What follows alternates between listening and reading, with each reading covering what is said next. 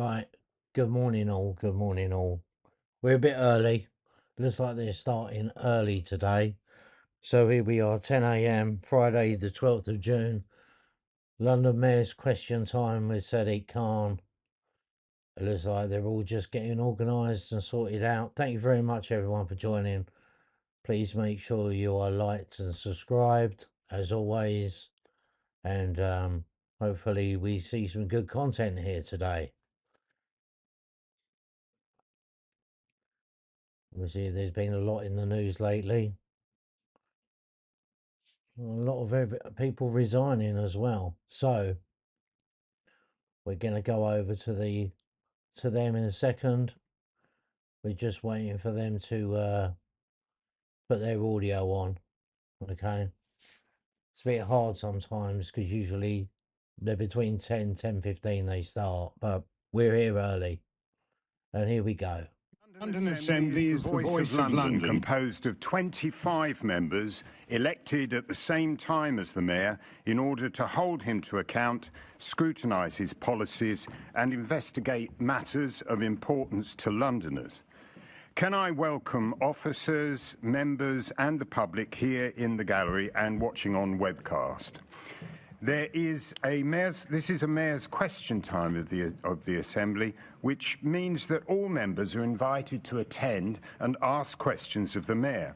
In case of an emergency and any need to exit the building, guests seated in the public gallery should follow the security staff and Assembly members should follow the meeting clerk. Members are reminded that any electronic devices should not be placed in front of the microphones, which must be turned on to speak and turned off once finished. Now, I'm just checking my phone. No, I'm all right. Can I now ask the clerk to confirm any apologies for absence, please? Thank you, Chair. We have apologies for absence today from Assembly members Cooper and Moama. Thank you. Since our last Mayor's question time, the Budget and Performance Committee questioned the Met on funding police officer numbers. The Economy, Culture and Skills Committee spoke to businesses in and around Oxford Street on the Mayor's pedestrianisation plans. The Police and Crime Committee published a report calling for greater transparency from the London Policing Board. The committee also met to begin its investigation into grooming gangs in London and wrote to the Deputy Mayor for Policing and Crime about the impact of AI on online fraud. The Environment Committee published its report with recommendations for stronger price protections for heat network customers in London and began an investigation in the access of green spaces, including the scrutiny of the West London Regional Park. The Transport Committee began its investigations into autonomous passenger vehicles, also known as robo-taxis. I hate that word still. The Housing Committee started its investigation into empty homes and how that impacts the wider London housing crisis. The Planning and Regeneration Committee continued its investigations into overheating of homes during the heat waves and opened up a survey in a call to hear first-hand experiences of residents. Finally, the London Assembly hosted the London Youth Achievement Awards ceremony in collaboration with the London Youth Assembly. This was a really great opportunity to highlight the achievements and impact of young people in London. And of course, this is now an annual event, and I hope that next year we see more Assembly members at that event. Can I just check? We have I believe we have in the public gallery Democracy and Comparative Politics students from the University College of London. Is that right? Wave if it's you. Hello. Can I ask the Assembly to note the interests set out at item 2? And do Assembly members have any other disclosable pecuniary interests which relate to items on the agenda for today's meeting, or any other relevant interests, including any declarations in relation to gifts and hospitality, which are not reflected on the authority's register of gifts and hospitality? No? Good. Can I ask the Assembly to confirm the minutes of the London Assembly Mayor's Question Time meeting held on the 21st of May 2026 to be signed by me as a correct record, noting that since the publication of the agenda, a minor correction has been made to the transcript of the meeting? Thank you. Can I ask the Assembly formally to receive the Mayor's report covering the period from the 8th of May to the 29th of May 2026? The Mayor will now provide an oral update, and both of us are suffering from a cold at the moment, and so please be gentle with both the Mayor and myself. So the Mayor will now provide an oral update of about, well, I can ask, can't I? I can ask. The Mayor will now provide an oral update of up to 5 minutes in length on matters occurring since the publication of his report. Mr. Mayor. Thank you, Chair. Good morning, everyone. As part of our Loved and Wanted campaign, I'm encouraging Londoners to celebrate and support our vital frontline workers. These are fellow Londoners who keep our city safe and running, and who deserve to be treated with decency and dignity. Disgracefully, however, we've also seen a rise in abuse and violence directed at frontline workers across our city and indeed our country. This includes a 28% increase in incidents of violence and aggression against London's bus drivers and rail operating staff, 1,600 incidents of violence and abuse occurring towards retail workers every day across the UK, and more than a quarter of NHS London staff reporting harassment, bullying or abuse at work from the public. It's deeply troubling that those who care for our sick, put food on our shelves and keep our city moving are being treated in this way. And this should not simply prompt reflection, it must lead to action. And that's why I'm calling on all of us to stand up for London's values of equality, inclusion and respect, and to stand shoulder to shoulder with our incredible frontline workers, not only in times of crisis, but each and every day. By doing this, I believe we can make a real difference and help build a better London. A London where there's zero tolerance for hatred, division and abuse, and a London where everyone feels welcome, valued and that they belong. Thank you, Chair. I've been asked for two oral updates, which I'll come to now. The first one is in relation to the Great Israeli Real Estate event asked by Member Polanski. Israeli settlements in the West Bank are unjustifiable and illegal under international law. They're deeply tied to the ongoing displacement of Palestinians. I condemn any attempt to sell property in the settlements in the West Bank, be that in London or anywhere else in the world.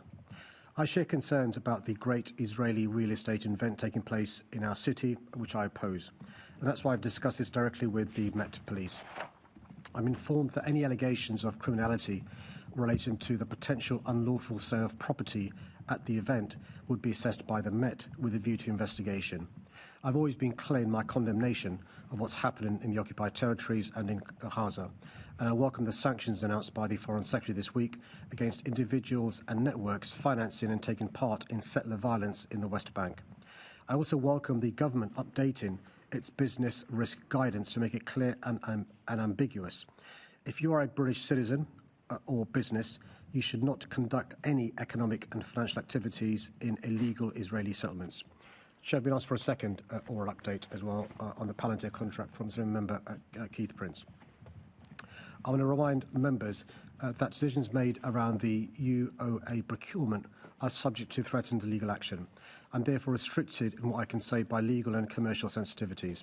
I fully support the Met using the very latest technology to drive efficiencies and improve performance. However, we must always ensure the correct processes are followed and that we get value for money for taxpayers in London. The Met does not and should not stand above scrutiny when dealing with big tech contracts.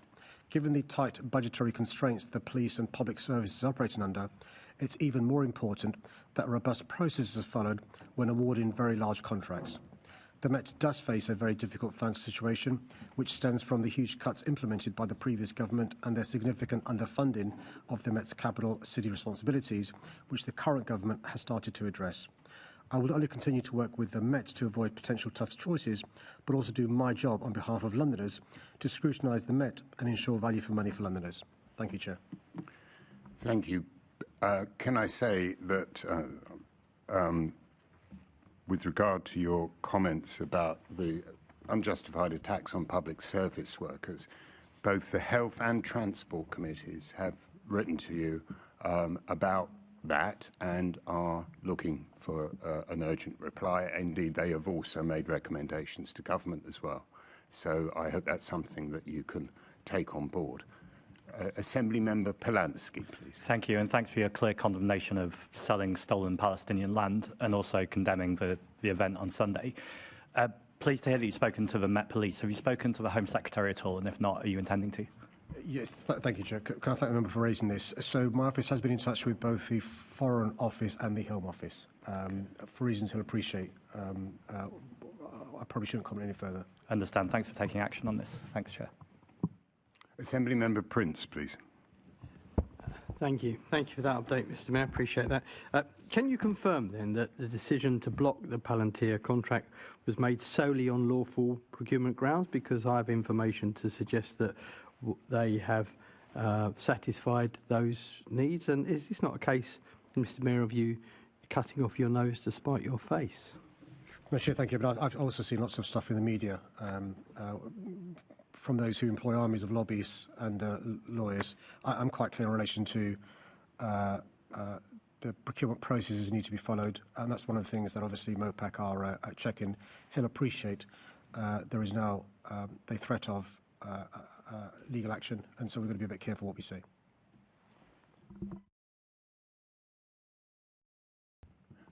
Assembly Member Hall. Hi. Can I talk to you about the pilot scheme, because that from Palantir, because that seems to be separate. Is that going to continue? Chair, I'm not in a position to discuss either the pilot scheme or the scientific contract for reasons I hope you'll appreciate. There is a procurement process in relation to IT contracts and contracts generally. And one of the things MOPAC is discussing with the Met Police Service and indeed the supplier is whether the correct processes were followed. I don't really understand that, because the pilot scheme has gone ahead, and that has brought up incredible results, as you well know. If you're looking at results very, very quickly, and of course the pilot scheme was brought in so that 500 members of staff could be lost because the AI could do their work for them. Now it would appear that 500 members of frontline staff will have to be lost if this doesn't go ahead. But the pilot scheme has started and is going on. So I just want to know if you're at least going to finish that part of the process. Chair, can I speak in general terms for reasons I hope the Assembly will recognise? Pilot schemes in general are a pilot, and what happens normally is there's then a procurement process which are followed. So as and when any pilot comes to an end, you'd expect there to be a procurement process. So you can confirm that the pilot scheme will carry on until that is finished? Chair, in general terms, pilot schemes carry on until the pilot is concluded, and then there's normally a procurement process. Okay. Did you know when you made the decision that you weren't going to be using that particular company, that there would be another round of very tough choices? Because we've just been through a round of very, very tough choices with the Metropolitan Police that not one of us is happy about. Clearly, another round is going to go ahead. Did you think about that before decisions were made?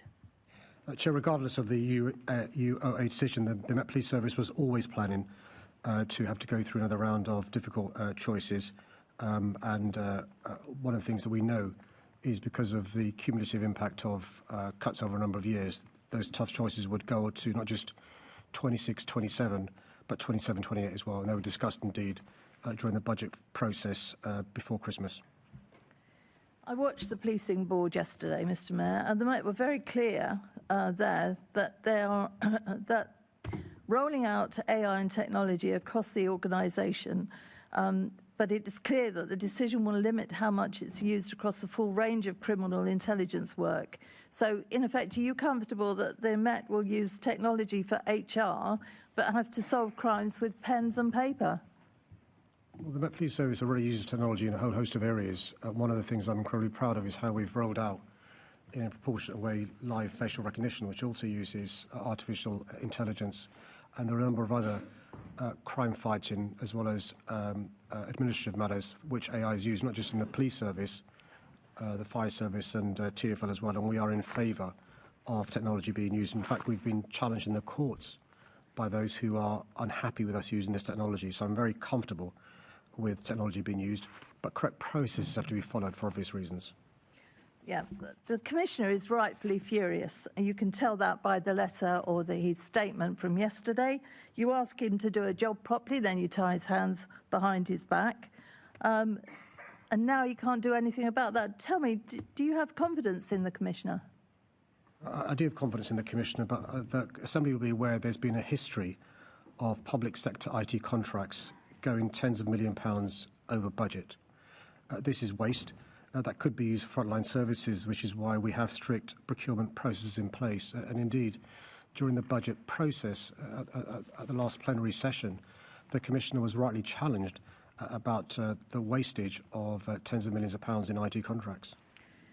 Mr. Mayor, the Labour government proved yesterday that they can't keep us safe as a country. You are clearly not going to be able to keep us safe in London because we're going to be losing hundreds and, well, over 1,000 more police officers. Putting this contract in place could have saved us frontline officers. I'm going to have to leave it there, Chair, but like your Commissioner, I am absolutely furious about this, as indeed Londoners should be. Sorry. Assembly Member Mahfouz, please. Thank you, Chair.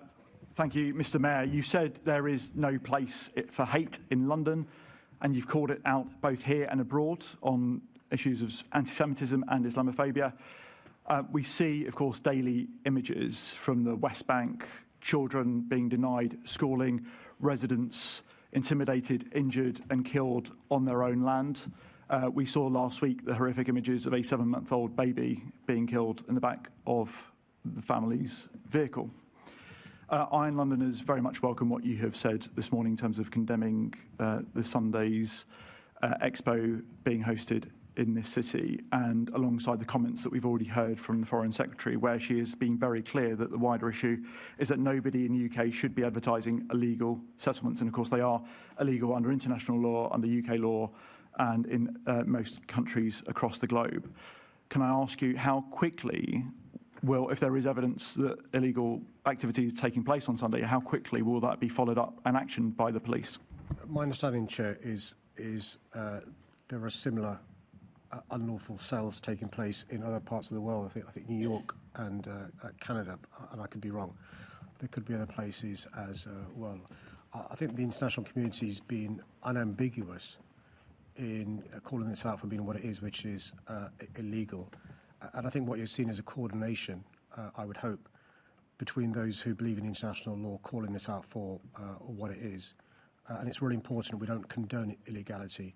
Can I just make this one point, which is tangential, but it's very important to say? Nothing that happens in the West Bank or Gaza can justify anti-Semitism in London, the UK, or the Western world. And we've got to distinguish the actions of these settlers with Jewish Londoners, Jewish people across the UK, and Jewish people across the globe as well. Seconded. Yeah, thank you. Assembly Member Ahmad, please. Thank you, Chair. Good morning, Mr. Mayor. Mr. Mayor, I know, of course, that you cannot go into any detail about the issue with Palantir, but on a broader level, could you talk about why following a correct procurement process is so important to best value for Londoners, please? Well, Chair, there have been a number of examples where members of the Assembly rightly have challenged the Met Police Service in relation to procurement in the past, in relation to, in fact, IT contracts. But generally speaking, the public sector, when it comes to the awarding of contracts, has to follow correct processes. And I can speak from experience. In other areas where there have been processes that have been followed, we've still been challenged in the courts. We've won those legal challenges, but it's really important to follow correct processes. And I'll give a hypothetical in terms of if you are a supplier that feels the process wasn't correct and you could have bid for the contract, you will not unreasonably think you've got a legitimate grievance. And that's why it's incredibly important for not just processes to be followed, but processes to be seen to be followed as well. I'm speaking in general terms. It's really important I caveat what I've said in case that's used in some way in any legal proceedings. Thank you, Mr Mayor. Thank you, Chair. Assembly Member Wilson, please. Thank you, Chair. So back briefly, if I may, on to the Palantir contract. You mentioned there's a lot of comments from lobbyists. I'm not particularly interested in the comments from the lobbyists. What I am interested in is the comments from the Commissioner, who I think we can call him all sorts of things, but I don't think anyone's ever called him a lobbyist. And certainly the comments that he made yesterday were very robust in indicating that this decision will now have a significant impact on frontline policing, and the ability to keep Londoners safe. So we've just been through a kind of lengthy and complex budget process, which is always very challenging. If the assurances that have been made during that process were predicated on the potential for making these savings, does that whole process now not just look like a complete and utter farce? Well, again, I think we're in danger of trespassing into what would have been a contract with a supplier, so we've got to be quite careful. I mean, I'm not going to go over the words of the Commissioner yesterday. Suffice to say that we already had in plan, it was discussed at the budget setting process before Christmas and after Christmas, the challenges in terms of Met Police budget 26-27 and indeed 27-28. Have we done? Okay. We now move on to the questions on the priority order paper. Each group is allocated an amount of time to ask their questions that is proportionate to their size. The first question is titled Decision Making from Assembly Member Hall. Thank you, Chair. Can I thank the member for her question? It's the decisions I've taken since becoming Mayor over the last 10 years that have helped us make huge strides in building a fairer, safer and greener London for everyone. I'm proud that we've now provided more than 120 million free school meals to state primary school pupils. It's noteworthy that some Assembly members made the decision to oppose this policy, which is ensuring children are now receiving a healthy, nutritious meal every day and saving parents around £500 per child per year. Last year, London reached the lowest homicide rate in recorded history per capita. 2025 also saw the fewest number of homicides of victims aged under 25 in London this century and the fewest teenage homicides in almost 3 decades. This is hugely encouraging and proof that the decision I made for a public health approach to tackling violent crime and to be tough on crime and the causes of crime was the right one. Of course, one homicide will always be one too many, but these impressive results are the product of our deliberate strategy to drive down violence. Again, some of the Assembly took the wrong decision by opposing the increases in funding for the Met from City Hall over the last 10 years. Another decision I'm proud of is the rollout of ULEZ London-wide, which has had a huge impact on the quality of air right across our city.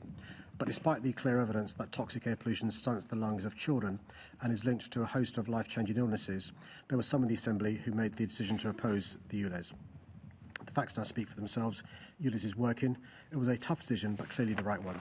There are other decisions that I'm proud of as Mayor, introducing the Harbour bus fare, keeping TfL fares low, increasing funding to tackle rough sleeping, creating over 1 million positive opportunities and providing mentors for London's young people, building record numbers of council and affordable homes, and crucially standing up for London's values.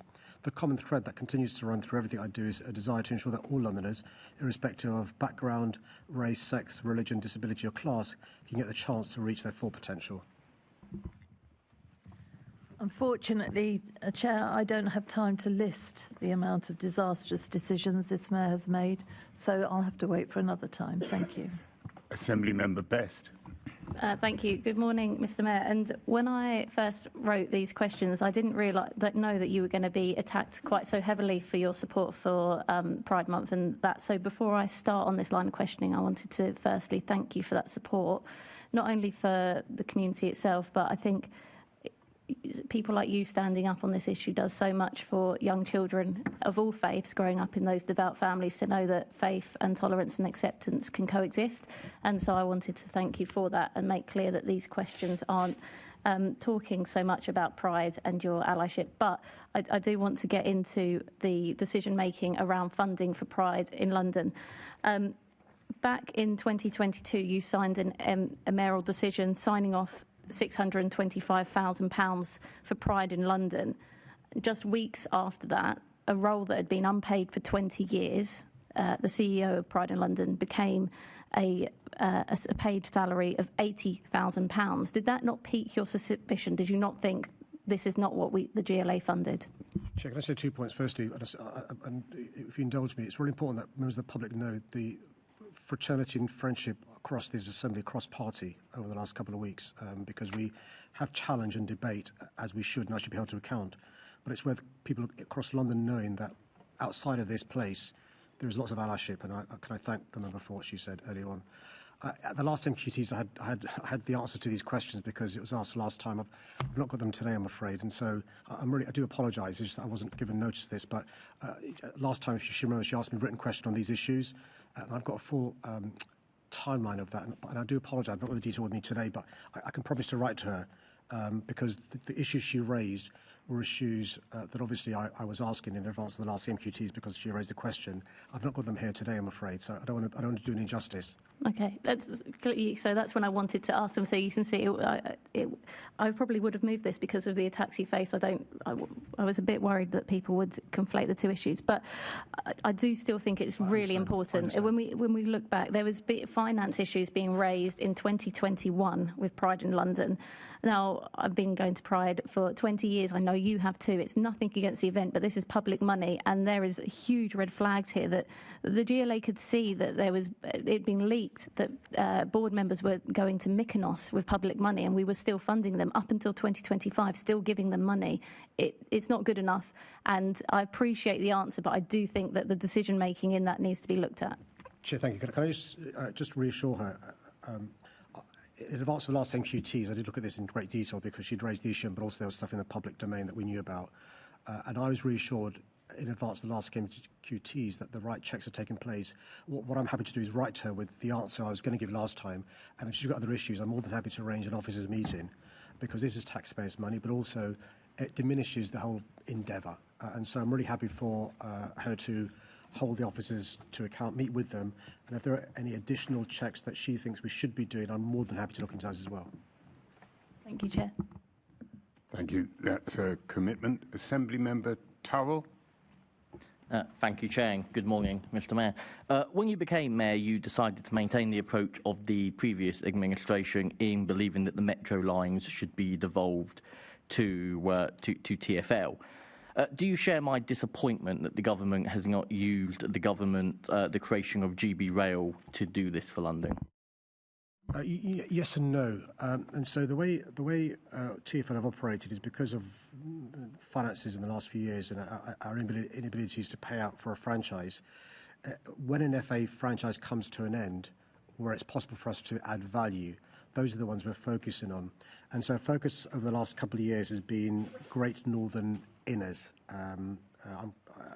That's been our focus. And so there have been some franchises which have been possible for us to try and bid for, but we're very careful about what we can afford to do, but also the monies have got to follow the franchise. So our focus at the moment has been talking to the government about Great Northern Inner Suburban Services. We think we can add real value to this particular line. We've not sought to get any of the franchises that are available up until now. There is a potential in the long term for southeastern inner suburban services, again, as and when that becomes available. Thank you for that answer, Mr. Mayor. I wrote to the Secretary of State for Transport about this last year after her announcement at Labour Party conference about the timetable. And in the response from the Rail Minister, he said, as part of our rail reforms, we will give mayoral strategic authorities a statutory role in governing, managing, planning and developing the GB Rail network. So can I just ask, were you, as head of Thameslink being moved into GB Rail at the start of this month, were you consulted or was your Deputy Mayor consulted on the plans to reduce services through Bexley and Greenwich? Chair, I'll take this away. I'm terribly sorry. I don't know the answer, but I'm more than happy to go away and come back to the member as soon as possible. Thank you for that. That's me done, Chair. Assembly Member McCartney, please. Thank you. And I think one of the good decisions you and the TfL board have made is to put in another business case to take over those Great Northern services. Currently, my constituents only have 2 trains per hour off peak. Prior to COVID, we had 4. Now, the TfL business case states quite clearly they can immediately get to 4 and hopefully up to 6 on the Hertford Loop part of the service. Do you have any update as to when the government is likely to make a decision on that business case? I'm smirking because I'm going to use the civil service phrase in due course. I've got to work with what I'm given. So the business case was submitted, she's right, to the DfT. And she's also right in terms of the offer we've got in terms of increasing frequency. The good news is we have had incredibly collegiate meetings with the DfT, TfO and DfT. I met most recently the Minister, Lord Hendy, last week. And so I'm keeping everything crossed that due course happens sooner rather than later. Thank you. And of course, we know that the previous mayor wanted the devolution of rail lines. And at that time, the last government were quite clear that they were not going to devolve it for political reasons. So I take it you get the view that this Labour government is actually taking that proposal seriously. Certainly when I've spoken to the Secretary of State, she's been quite clear that they will give it serious consideration. Yeah, I mean, just to be clear, I deliberately use the word added value. I mean, I don't want us to take over stuff for the sake of taking over stuff and having, nice branding. It's got to be, can we enhance the service? And so, for example, GBR or somebody else can provide a service, as good as, if not better than TfL. I'm quite relaxed about somebody else providing it. We just want Londoners to benefit. On this particular line, I think we can provide a better service, and our experience from the overground, Mildmay, etc., shows we can provide an additional service. So we've been quite laser-like in terms of what we're asking for, but also cognizant of the business case that needs to be shown in terms of, the money we invest, the money we get from the DfT can lead to an enhanced service, more customers, more money's coming in, and so forth. It's got to wash its face, which is really important. Thank you. And of course, we get cheaper fares because it'll be coming to the Oyster fare system. Thank you. Thank you, Chair. Thank you. Assembly Member Garrett, please. Morning. So I would like to ask you about your decision to unleash Khan's dark blizzard of misinformation on Londoners about your performance tackling fare evasion. So on Wednesday, you told Londoners you're cracking down on fare evasion and, quote, new figures show that it's working. But that's not true. Your plan was to get fare evasion down to 1% by last year, but it was more than 3 times that. And your plan failed, and you never told anyone that. You never even mentioned the plan again. Instead, you relaxed the target to 1.5%, and you pushed the deadline back 6%, and then you announced it as a bold new plan to tackle fare evasion. But now, after a full year of that bold new plan, fare evasion is 3.5%. But it was also 3.5% the year before. It made no difference, despite all of the hard work of those frontline staff who put themselves in danger often to deal with this. So on Wednesday, when you decided to tell Londoners new figures show that it's working, that wasn't true, was it? Chair, again, I've not got notice of the question, so I've not got the information in front of me. I'm more than happy to provide the member with the information he seeks. This is an announcement that you made on Wednesday, and you've forgotten everything about it already, have you? Chair, I'm more than happy to answer questions if I'm given notice of. But he'll appreciate I answer 100 questions during those question time. The question under the member's name wasn't on this, but I'm more than happy to find information and write back to him. So one of the things you've announced on fare evasion is that you increased the fine to £100 because you said that it would be more of a deterrent. Do you know what percentage of the fines were actually paid last year? Sure, TfL does, and I'm more than happy to provide the information from TfL. So it's 46%. Do you think it's much of a deterrent when most of the fines issued are not paid? Chair, again, I've not got the information, so we're talking at cross purposes, but I'm more than happy to... So the information I'm asking for is your opinion, and I assume you have that. Do you think, in your opinion, your crackdown on fare evasion, your higher fine that will act as a disincentive of £100, most of them are not being paid? The people who travel on the tube not paying then just don't pay the fine either. Only 46% of them are collected. I mean, that's not really a deterrent, is it? According to the member's own figures, a short while ago, he said prosecutions had increased and the numbers of revenues raised had increased, and indeed the numbers of those not paying had gone down. So one would expect from those numbers that it seems to be working. So you're talking about prosecutions. What this week's announcement was that there were 14,406 convictions, which in effect are the same as prosecutions, because about 96% of them of prosecutions turn into convictions for this. If you look at just before the pandemic, it was nearly double that, 29,113. So it's basically halved since before the pandemic. Since this is something you've been looking at closely and that you're very engaged in and you're bringing to bear all of this strong enforcement, were you aware that prosecutions or convictions had halved since the last year before the pandemic? Is that something you think is a success? Does that sound like new figures showing that it's working, to use your words? Well, Chair, we do know we're seeking to reduce fare evasion from what it was to a target of 1.5 within 5 years. I'm also aware that's far less than it is in other parts of the country and other parts of the globe. Our target is to get to 1.5% within 5 years. It was 3.9% last year, 3.5% this year, so the trajectory is in the right direction. That's not correct. It was 3.5% last year and it was 3.5% the year before. Those figures are on TfL's website. What concerns me is obviously your excuse for refusing to engage on the fact of your failure this morning is that you haven't been briefed. But the press release that went out on Wednesday, that obviously had research that went into it. It claimed, and your tweet that you put out, I'm sure you typed them personally, said new figures show that the plan is working. For some reason, TfL did not include, and you did not include in your information, that fare evasion had gone from 3.5% the year before to 3.5% this year.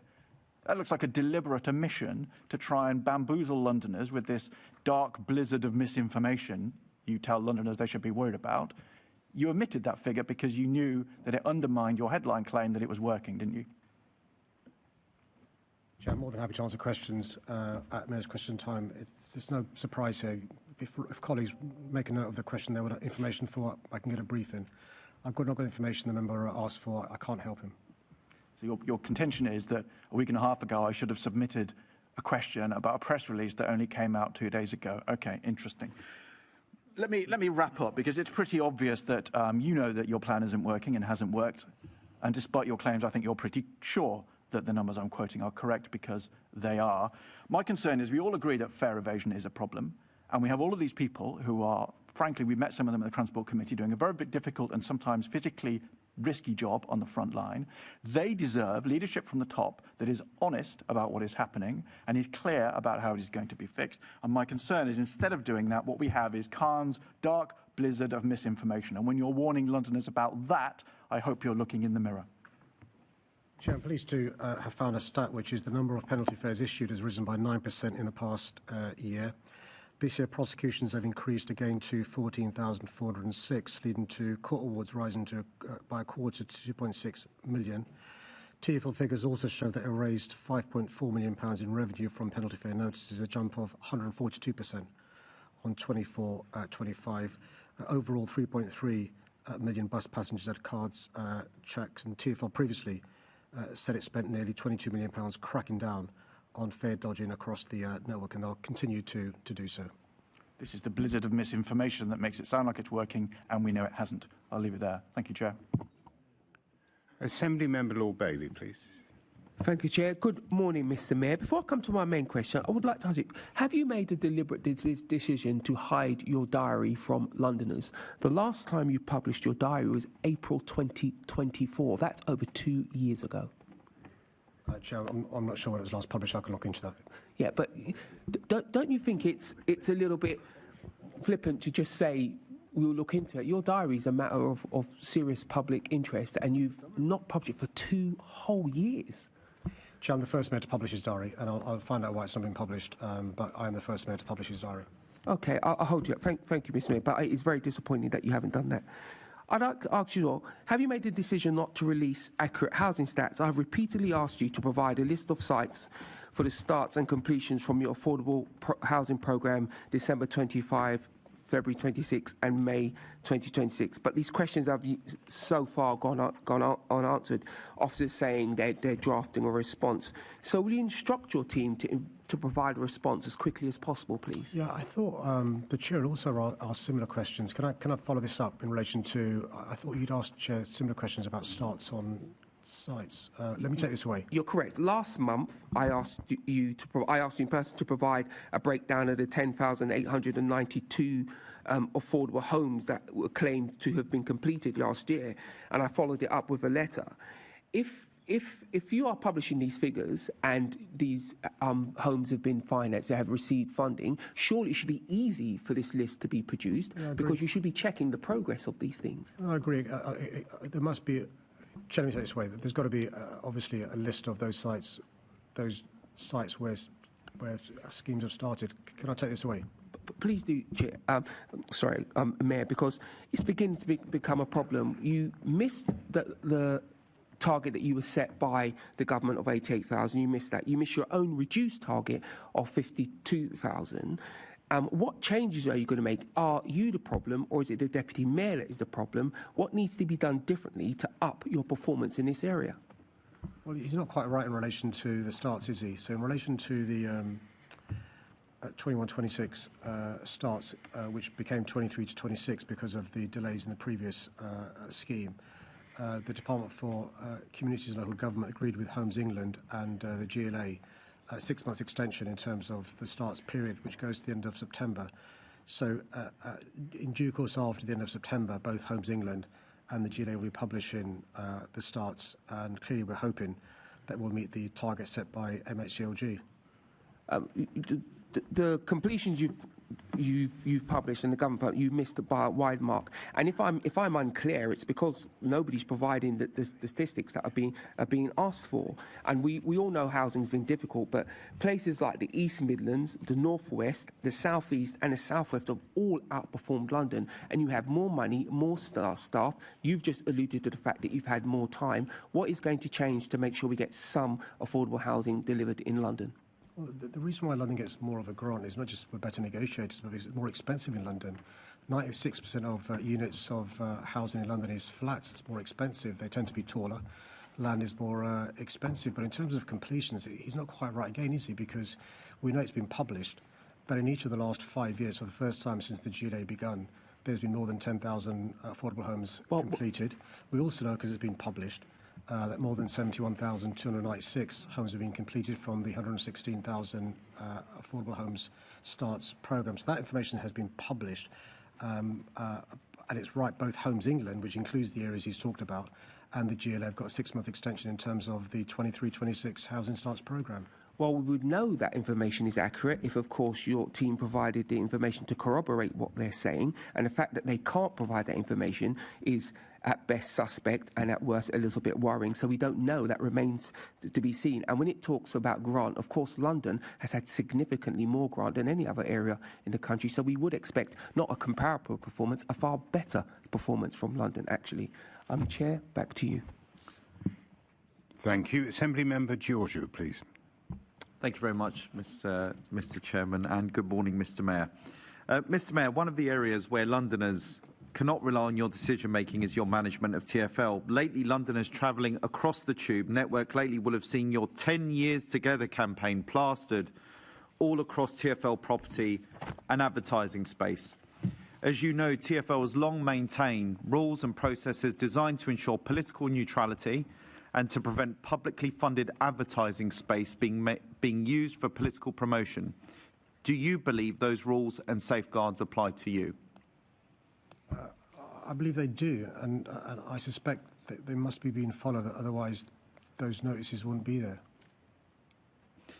Well, that's funny, Mr. Mayor, because you described the campaign as 10 Years Together for London, yet the Office of Mayor of London has existed for 25 years. I just want to get my numbers right. That's correct, isn't it?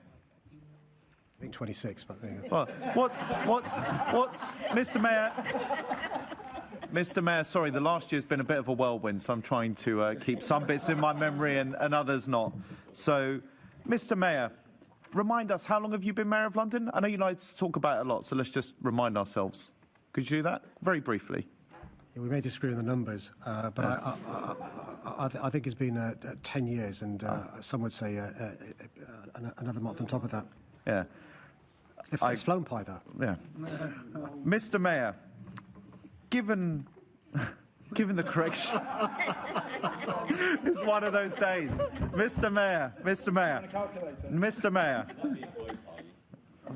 stop that rubbish now. Mr. Mayor, how can you justify using TfL advertising space for what many Londoners will see as a taxpayer-funded campaign promoting your personal record in office? I'm not there'll be a difference of opinion on that. I mean, I don't think it's the case. I think I take a huge sense of pride in what this city's achieved over the last few years, as recognised by international awards and so forth. And I think it's a recognition of that, and we should have civic pride in what this city's done and continues to do. If we don't have pride in our city, why should others? Well, hypothetically, if there had been a new Mayor of London, let's say a Mayor Hall, a Mayor Bailey, another term of Mayor Johnson, would you be singing the same tune? If they had said after 4 years, let's talk about 4 years together, would you say the same thing then? I think on a serious note, I think that the history of the executive mayor is littered with the respective mayors being incredibly proud of whatever they've personally, been responsible for, whether it's Boris Johnson or Ken Livingstone. And that's one of the reasons why the GL Act was designed the way it was. It's the nature of the legislation, which is why I suspect the legislation allows our respective mayors to promote policies that benefit all Londoners. Mr. Mayor, thank you for that. In terms of decision-making, you've long advocated and said that local leaders and boroughs know best in terms of decision-making. Over the next 4 years, will you be sticking to those comments?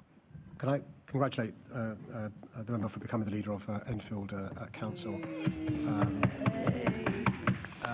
Hopefully other leaders will confirm, but I work with leaders across central and outer different parties.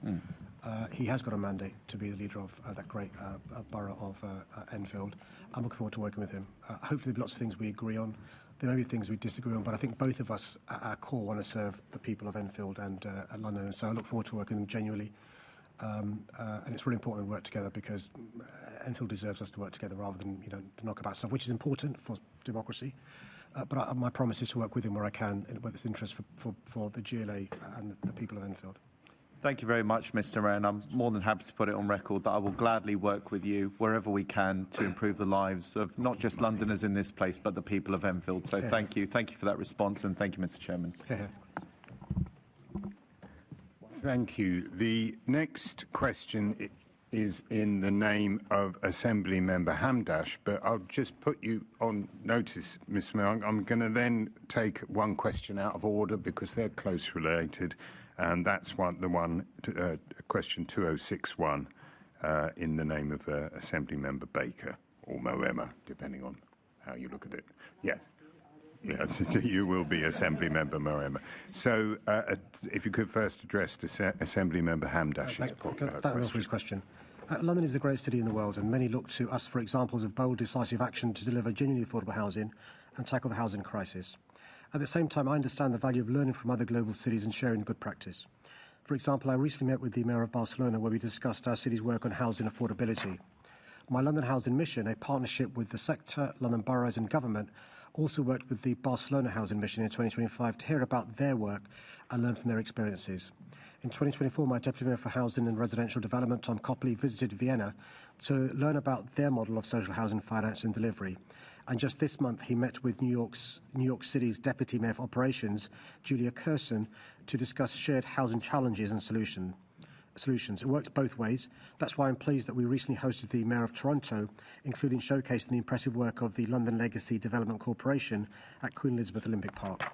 I'm proud of our record of delivering genuinely affordable housing despite the extremely challenging economic conditions as a result of the disastrous legacy of the previous government, Brexit, and the ongoing impact of the pandemic.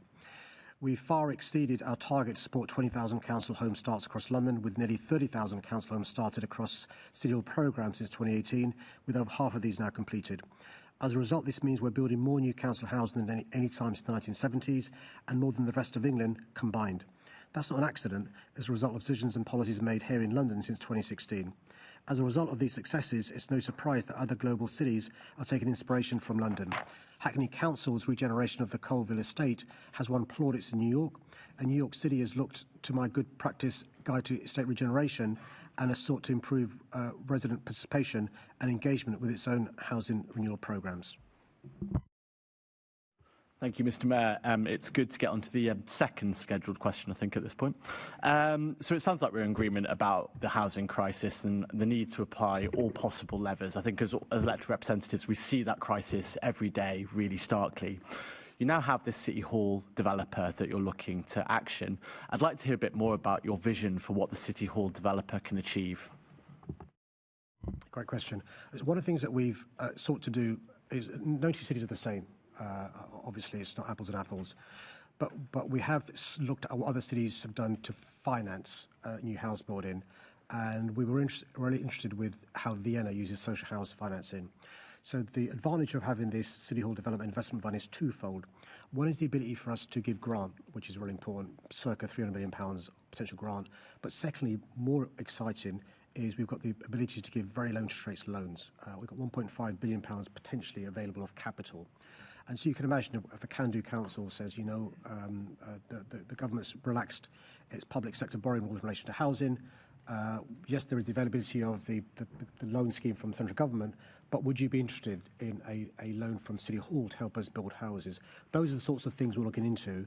And also, finally, he'll be aware from his life as a councillor, there are some schemes that are stalled, viability reasons which we can go into. Is it possible for us to unlock those stalled schemes with a combination of either grant or loan? Great. It sounds like we're drawing similar senses of inspiration, because I spoke with colleagues in Vienna yesterday, and it's a really starkly different model from ours. Now, they're building 100% affordable on state-owned land, and the Vienna Council owns 3 million square metres of land, and they're keeping hold of land rather than selling it off. And they're building homes that we would be incredibly envious of. The quality of social housing there is a race to the top rather than a race to the bottom. I know we don't have that same inheritance. In fact, we have the inheritance of Margaret Thatcher. But how can we get closer towards what Vienna is delivering? So firstly, we collaborate with our colleagues. I don't want to sort of talk about competition, but he's taken me there. But in terms of numbers, obviously the numbers in London are just far bigger. But he's right to remind us of the heritage of Vienna. I mean, Vienna goes back 100 years in terms of their social housing stock. He'll be aware. You've got to search for a resident of Vienna who's living in private rented accommodation. They're all in municipal housing. So the legacy is very different. The potential is in 10, 20, 30 years' time, we could have that same sort of hinterland of social housing potentially with the right municipal leadership across London. I'll just remind him, because he knows this, but for others that don't watching this, there are 32 different bodies responsible for council house building in London, then housing associations. So we are trying to get more municipal house building, more of that council house building for reasons he'll appreciate, and I suspect we agree on this. I am conscious that Lord Kerslake did call for the City Hall developer to be incredibly interventionist, and I am a little bit worried that we are heading in an alternative direction, particularly with some of the emergency home building measures. Rather than raising the amounts affordable, we're cutting them, and we're going further away from that Vienna model. Do you see there's a way for us to get there, even in these economic situations? I think his words of caution are salutary, and I accept the words of caution in terms of a short-term increase in house building going. We don't inadvertently sell the family jewel, the freehold land, which is really important. I want to reassure him we are in the process of a number of negotiations, which hopefully give him some comfort in terms of what we've managed to do to stimulate the market and get house building going. But really importantly, as far as he's concerned and I'm concerned, council house building going, and we should have some good news very soon. Thank you. Before we move on, can I welcome students from Salisbury Manor Primary School in Waltham Forest? Are you there? Now, the next, I'm going to ask Assembly Member Baker to come in at this point. Thanks, Chair. Mr Mayor, I'd like to follow up by asking about municipal housing in the form of build-to-rent. The Centre for London recently published proposals for a new municipal build-to-rent model, which would enable local authorities and other registered providers to develop housing to higher standards of quality and affordability than the vast majority of the private rented sector. Have you had an opportunity to consider if these proposals could be part of our next phase of trying to solve the housing crisis? No, can I thank her question, which is a segue from the previous question. I discussed the Centre for London report with my Deputy Mayor. It's a very good report, he tells me, delivering the homes London's needs. She's also right to remind us in terms of the build-to-rent sector, which is incredibly important for us. I'm cognizant in particular of those Londoners who may not be eligible for council housing because they may earn above a certain level. Key sector workers, for example, I know she cares about passionately.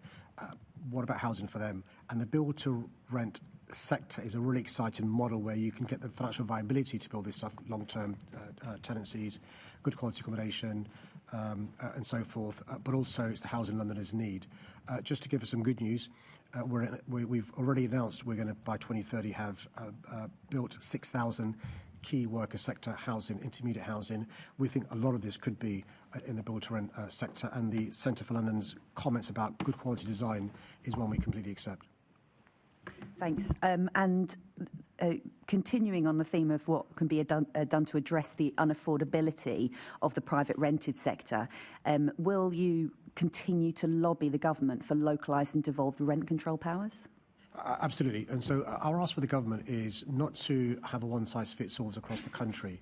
We're saying in those parts of the country where respective MCAs, Metro Mayors, want to do so, give them the powers to work out a scheme that may work for their respective area. The West of Yorkshire is not the same as London.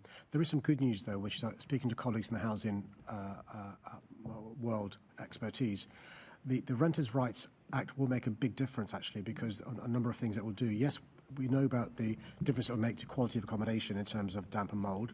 Yes, we know the difference it will make in terms of no-fault evictions. The game changer people haven't really understood now is a landlord can't raise your rent more than once a year. And even if he or she does, you're able to go to a tribunal to have that assessed. And we think that could be quite a deft way to try and stabilise a bit rents in London over the short to medium term. So 2.7 million Londoners renting privately. We think this is a piece of good news that hasn't really been talked about as much as the other two bits of the Renters' Rights Act has done. But I'll carry on lobbying for the ability for us to have the powers to have rent controls in London. Thanks very much, and hopefully we'll start to see the impact of that flow through to rents sooner rather than later. Back to you, Chair. The next question is from Assembly Member Wilson and concerns Net Zero 2030. Can I thank the member for his question? I've always been honest about the scale of the challenge to meet net zero. City Hall cannot achieve this on its own, and I've never pretended otherwise. However, that does not change the direction of travel or my commitment to building a greener, fairer and more resilient London. Net Zero 2030 has never been about chasing a target on a spreadsheet, but instead it's about setting a target to mobilise action to improve people's lives and help tackle one of the biggest challenges of our time. It's about working to build a city where people can afford to heat their homes, where energy bills are lower, where children grow up breathing cleaner air, and where London is less exposed to global energy shocks. We've seen how events around the world, including President Trump's war in Iran, can send gas prices soaring overnight, and Londoners end up paying the price. Reducing our dependence on fossil fuels is good for the climate and for household budgets, energy security and London's economy. It's a win-win. And that's why I focus on taking practical action, and we're delivering results. London's emissions have fallen by around 37% since 1990 and by 23% since 2016, whilst we've also expanded cleaner transport, delivered improved air quality, supported warmer homes and invested in renewable energy and climate resilience. I'm proud to say that across the GLA group, we're on track to reduce emissions by 84% by 2030.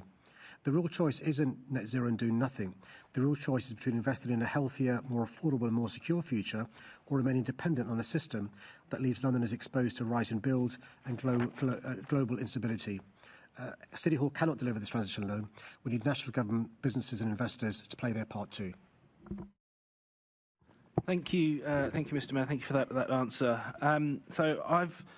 This is a topic that we've discussed a great many times, and also in other committees and so on. I've never quite had a satisfactory answer to the additional cost of aiming for this 2030 target over and above the 2050 legal obligations. We've been told that those figures don't exist because, why would you do that exercise when that's not your target? But I still consistently fail to see how squandering this money on an unachievable target, which we've now had this admission that is unachievable, complies with your genuine value for money obligations under the GLA Act. I think there's a real issue here. We're throwing good money after bad, and I just think that having taken this opportunity to admit that the target is going to be missed, is that not an opportunity to recalibrate your thinking?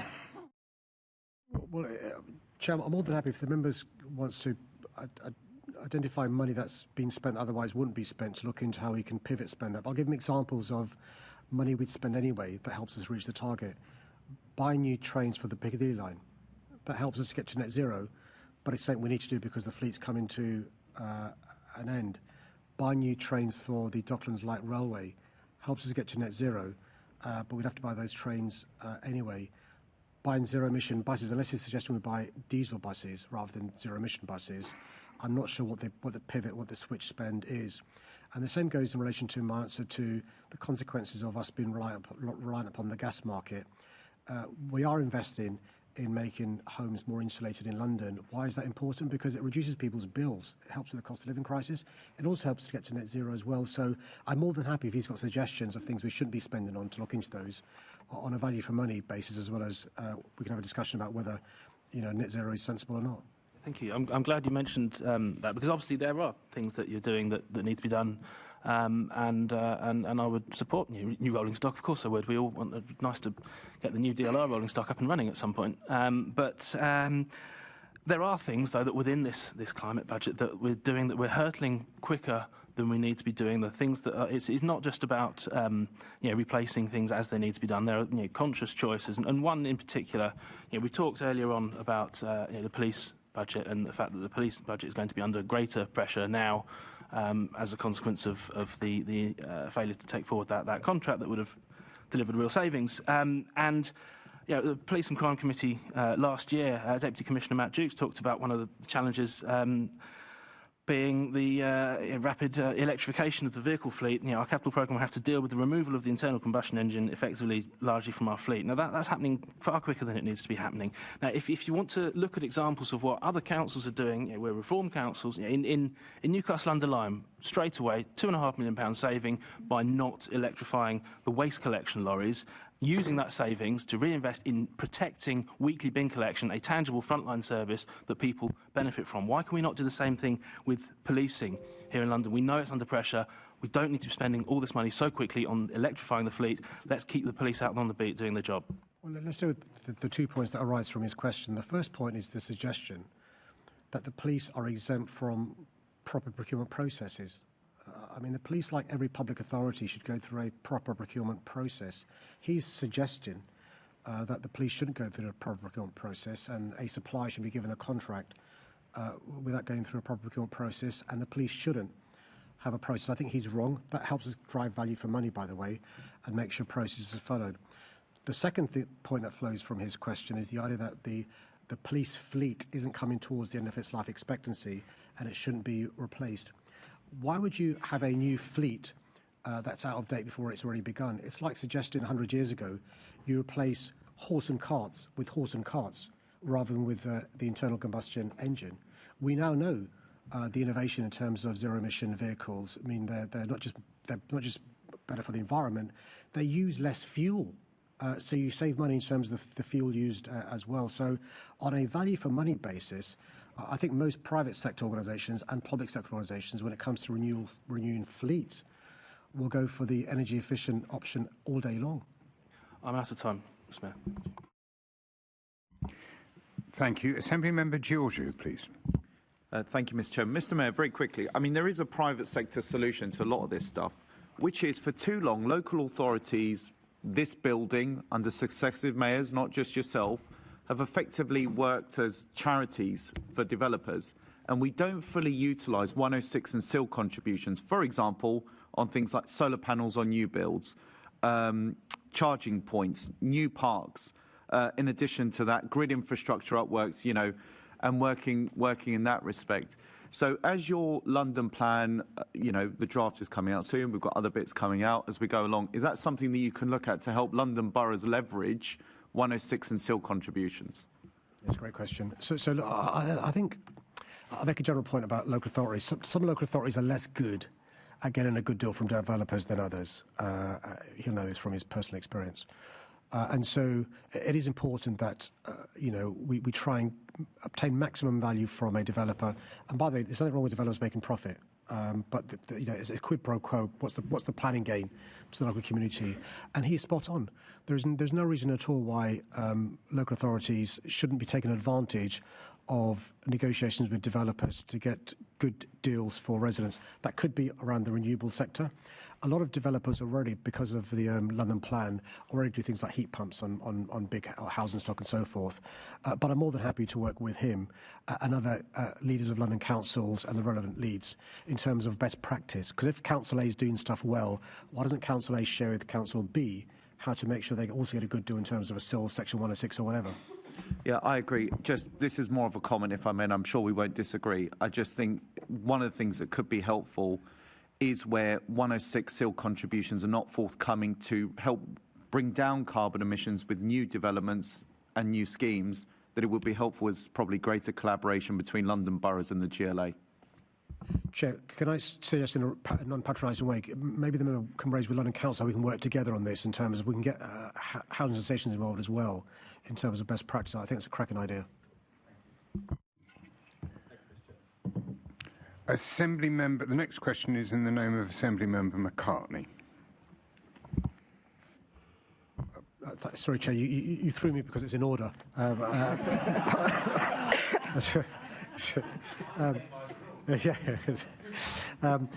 you, Chair. Thanks for the question. The Milburn Review is a wake-up call. It's deeply concerning that 1 in 8 young people nationally are neither earning nor learning. Supporting young people into education, training and work is vital to building a fairer and more prosperous London and to ensuring we don't have a lost generation of young people across the country. The causes of this are highly complex. I met with Alan Milburn recently to discuss this important work and highlight some of London's unique challenges and opportunities. We discussed the importance of government, local leaders, schools, health services, youth organisations, communities and others, all working together to act and deliver the long-term changes young people need. There is no single solution to this problem, and many of the levers to support young people sit outside my direct control, and that's why I've called for further devolution in this area. However, I'm proud of the action we've taken to support young people within my existing powers. Through our programmes, we've already delivered over 1 million positive opportunities for young people.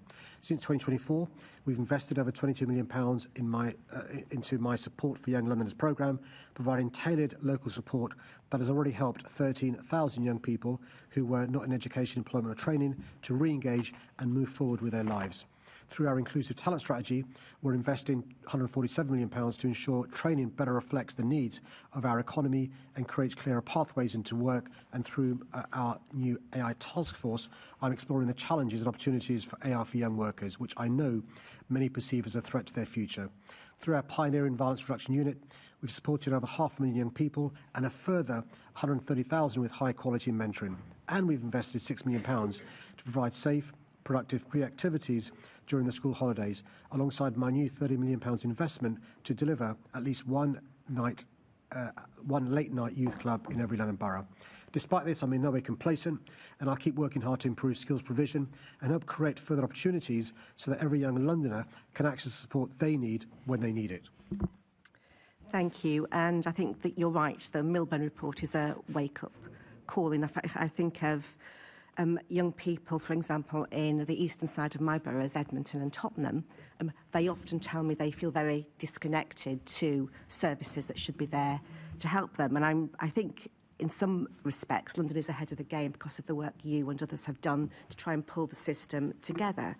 But the Milburn report does talk about the need for radical system change because there is too much underfunding and fragmentation at the moment. So can I just check that you are still going to be lobbying for that devolution in 16 to 18 education and career service in particular, so we can make a whole system work together better? Yeah, look, she'll know from her work with young people the difference that could make. So what Alan Milburn done in the first phase, I describe it, is to explain the problem. And what he's going to do by September is explain some of the solutions, and we're lobbying Alan Milburn and his team in relation to, we think, two potential game changers, and she's recognised both of them. One is good careers advice. There should be no wrong door for a young person when it goes to careers advice. Many of us were very fortunate when we were younger, having a big brother, mum, dad, uncle, auntie who could advise us what to do, or we had a good careers service at school. What if you haven't? How do you avoid people taking a wrong door and you going down the wrong pathway? So it's really important for us to have proper careers advice, and we're lobbying the government about the importance of that, and the importance of that being devolved to London. For example, the career service will know who are the employers with the jobs, what are the skills required for the jobs, how you can match up young people with the jobs being created. And the second bit, which I think is a game changer, is devolving 16 to 19-year-olds to the GLA and mayors across the country as well. We've made a big difference in terms of devolution of 19-plus adult education, big difference. Everyone recognises that, including the DfE and DWP. We think having 16 to 19s would be transformative, particularly for the NEET generation she's talking about. And by the way, if you're not in employment, education or training as a 16, 17, 18-year-old, that affects your life chances. And when you bear in mind what's changed, when I was growing up, you'd have a Saturday job, and that give you soft skills to give you the confidence to get a proper job. A lot of those jobs are gone. For a variety of reasons we can talk about, a lot of jobs in hospitality, and many people's first jobs have now gone. And that's a real challenge for us. And that's why I think if we could get hold of 16 to 19s, we could do some really good work to give people their first job, give them the soft skills, and avoid that NEET generation. And that NEET generation, by the way, that's a 50, 60-year problem. If you're not in education employment training at that age, that's a problem. Thank you, Chair. Thank you. The next question is in the name of Assembly. Oh, I beg your pardon. So I always do this to you, didn't I? I'm so sorry. Assembly Member Best. Thank you. I think you're being a partial chair. Must have favourites. Take it up with your leader. I am surprised to hear the Mayor say it's a wake-up call to read the Milburn report on youth unemployment. I'm surprised to hear Labour mention it's a wake-up call, but not one person mention business that is being stifled. It's blatantly obvious to anyone that looks when you rack up national insurance increases for employers, when you raise capital gains tax, when you increase business rates. The people that are going to lose jobs first are the young people. The youngest people are suffering, and it's on you, Mr. Mayor, because youth unemployment in the UK is around 16%. In London, it's 25%. How can you hark about your record on what you're doing for young people when it's so terrible here in the capital, and you won't speak out against our anti-growth Labour government that are punishing businesses and making sure that young people are the first ones to feel the brunt of that? Just to get the data correct, so in London, 1.9% of 16 and 17-year-olds are classified as NEET. And those aged between 16 and 24, it's 12%. So not the number she says, but it's still challenging. And one of the reasons why it's challenging, and I've referred this to my answer, is the Saturday jobs aren't there that they were. The impact on hospitality is a big factor. And she's right, there is a link between three things happening at the same time. The increase in national insurance for employers, the increase in the minimum wage, and the increase in the youth minimum wage, all conflating at the same time, which has caused challenges, in particular for small businesses. And that's one of the things I think Alan Milburn pointed out a number of things, and that's one of the things he pointed out as a challenge. What he pointed out was that we were paying money on welfare, but we should also pay employers or we should pay into schemes to get young people employed. Nobody is doing the basic equation that just don't take money from businesses in the first place. Just allow businesses to operate. Don't tax them out of existence. And they will do things like hire young people, but they can't do that when you're taxing them out of existence. So, Mr. Mayor, you recognise it's a problem. So please, will you lobby your government to stop hurting small businesses? Jess, I spent all last week in relation to with small businesses at London Tech. We've had other challenges they face, and this is one of the areas of challenge that they face. No, I'm not talking to businesses. Will tell you every day of the week that it's a challenge. I'm saying go to your Labour government and tell them to. They're very good at U-turns. Tell them to make another one. Well, Chair, I look forward to Alan Milburn's report later on this autumn. Thank you, Chair. Thank you.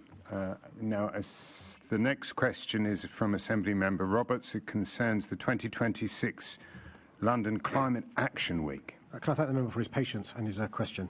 The climate crisis is not a distant threat. It's already affecting Londoners' health, homes and livelihoods, from toxic air that harms children's lungs to extreme heat and flooding. This is a crisis Londoners see and feel in their daily lives. And it's the most vulnerable Londoners who are being hit hardest by climate change. My priority for London Climate Action Week is to accelerate the action needed to tackle the climate crisis and protect Londoners. This is not just an environmental emergency, it's a public health crisis and a matter of social justice. London Climate Action Week is one of the world's largest climate events, and it's estimated more than 75,000 people will attend over 750 events this year. Given the scale of the event, it's a genuine opportunity to turn ambition into action. I want to bring together businesses, investors, community organisations, city leaders to accelerate the changes Londoners need to see. Cleaner air, warmer homes in winter and cooler homes in summer, lower energy bills, cleaner rivers and good green jobs. London has led the way with ambitious climate targets, but I've always been clear that we can't deliver them alone. Tackling the climate crisis requires all of us, government, businesses and investors, to step up and play their part. A key focus for me is unlocking the investment needed to deliver the solutions at scale. Through the £500 million Green Finance Fund, we're already supporting projects that reduce energy costs and improve lives across London. It's over allocated £350 million, 15 projects, saving 40,000 tonnes of greenhouse gas emissions, equivalent to taking over 27,000 cars off the road. We'll be bringing city mayors to London as well. By working together, we can go further and faster, accelerating solutions and delivering investment that benefits London and cities across the world. And as importantly, we need to broaden the conversation beyond the traditional climate sector. Young people and underrepresented communities are helping to shape the solutions and feeling the benefits of action, because those who have done the least to cause the climate crisis are those facing the greatest impacts. Throughout the week, I look forward to working with the member and others to drive a programme focused on mobilising and celebrating that collective effort. Thank you, Mr. Mayor. On Bank Holiday Monday, we saw temperatures at Kew Gardens hit 34.8 degrees Celsius. That's a full 2 degrees higher than the previous all-time May record of 32.8 degrees.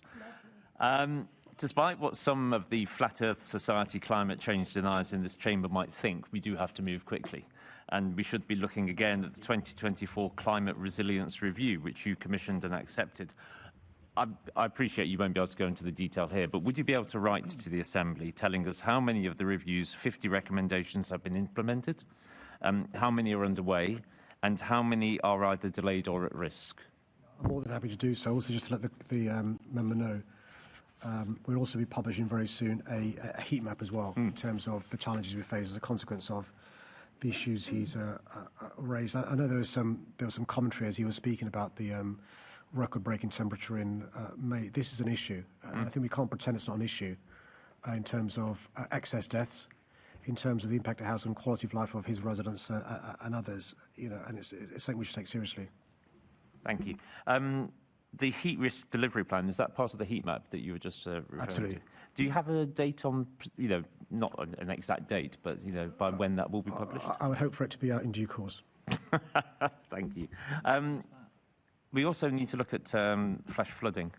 After the 2021 flash floods, there were more than 2,000 properties flooded with stormwater and sewage, and the Climate Resilience Review in 2024 recommended the creation of a Strategic Service Water Authority for London. Have you asked the government to create that? Yeah, so can I say two things? One is just to let other colleagues know, he'll know this, but the amount of money insurance companies paid out during those floods was £280 million. £280 million in money paid out by insurance companies. So there's a commercial sense in trying to avoid these properties becoming flooded, part of the human misery. So yes, we are speaking to the government in relation to the strategic water role. We're also, he'll be aware, it's a matter of public record, expressing our concern to the government, again, publicly in relation to the actions of Thames Water or not. We are keen to make progress here. There is separately a group set up now, led by the GLA, in terms of meeting regularly to discuss what we can do in advance of flash flooding, during flash flooding, and afterwards. One of the basic things we can do is just let people know they're in an area of potential flash flooding. We sometimes get 2 months' worth of rain in 2 hours, which can have a big impact. Okay, thank you. Thank you, Chair. No further. Thank you. Thank you. The next question is in my name, and it concerns loud music on the tube and anywhere else, really. Thank you, Chair. While the vast majority of Londoners use headphones when travelling on public transport in the capital, I fully recognise that there's a small minority of people who have loud phone conversations or play music or videos out loud, which can be a nuisance to other passengers and disturb people's journeys. TfL research shows that 70% of 1,000 customers surveyed said they find loud music and phone calls without headphones a nuisance. This can be especially acute for those who have increased sensitivity to sounds, for example, people with autism. TfL launched this hashtag Travel Kind campaign in 2017 to encourage customers to be considerate of one another when using public transport. For instance, encouraging people to look up from their screens while travelling, making space for other passengers and highlighting priority seating. In response to ongoing concerns about loud music, TfL introduced a new phase of the campaign last summer, which was focused on encouraging customers to use headphones. The campaign launched with posters on the Elizabeth line and has since expanded to buses, the DLR, London Overground, tube and tram services. The campaign will return to the tubes this summer to further raise awareness and reinforce the message of using headphones. Asking passengers to use headphones is not currently part of the TfL's announcement messages on the tube. I'm told this is because there are practical limits to the number of announcements that can be made, and TfL are clear that it's important that such announcements prioritise safety, security and service information messages. It's also worth considering that many passengers take issue with the number of announcements when using public transport, so for some passengers this could be compounding the problem. I agree that this is a problem though, and I want everyone to have a safe, pleasant and comfortable journey in TfL services. TfL bylaws prohibit playing music or streaming content allowed on the network without written permission. TfL's uniformed transport support enforcement officers act as a deterrent to antisocial behaviour on the network and will interact with customers in relation to mobile usage where necessary, including using enforcement when considered appropriate.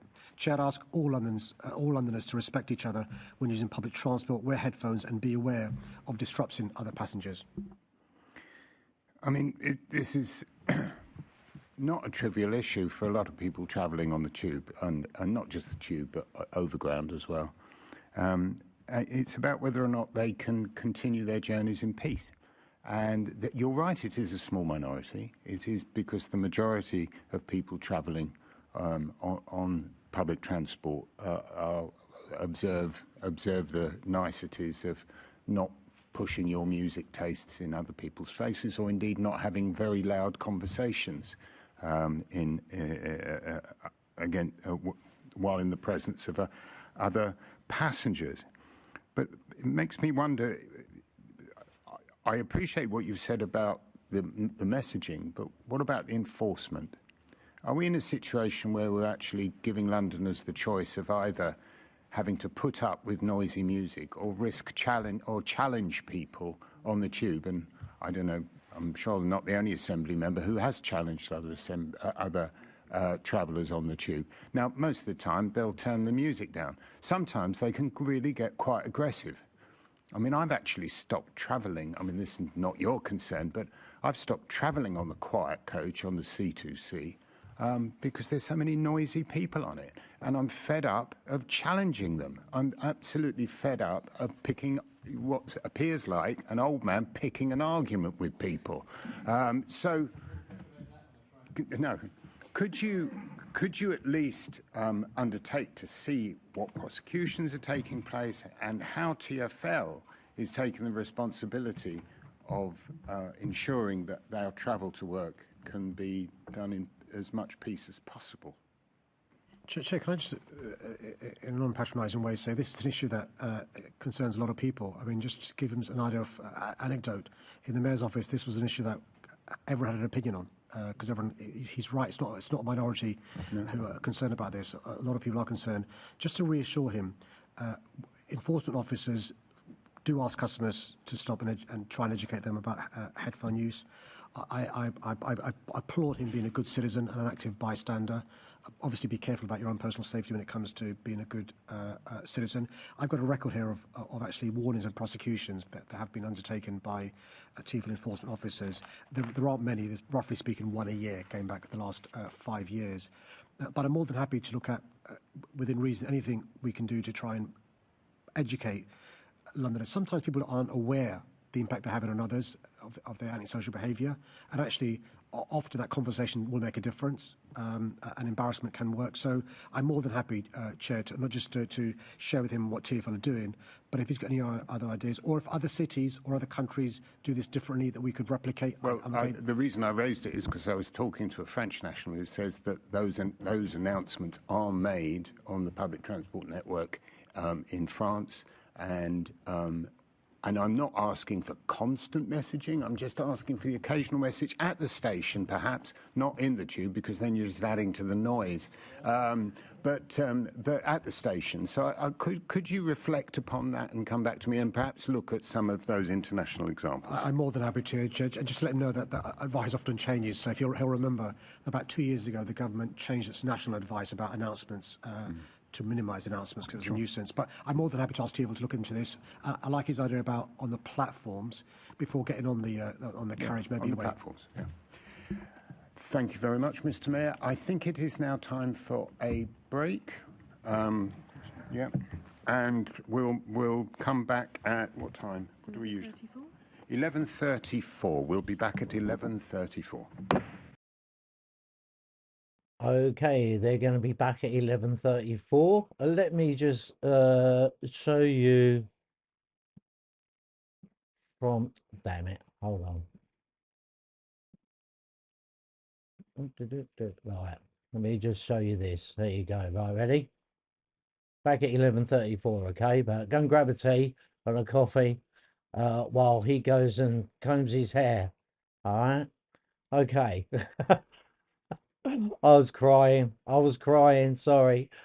I hope you all enjoyed that. Right, anyway. Damn it, I forgot to stop recording. Right, okay.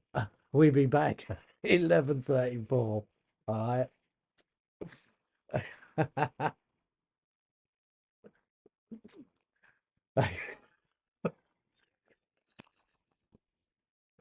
Oh, all right, that's it. I'm done now. I'm done.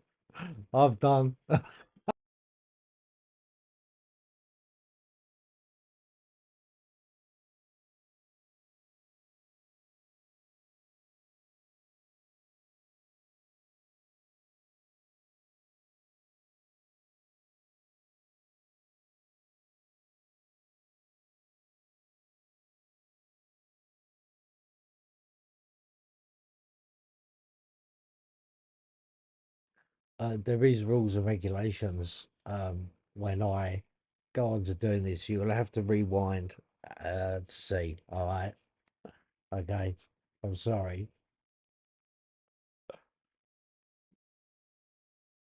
Go and grab a cup of something to eat, have a fag or something. Yeah, we'll catch you in a bit.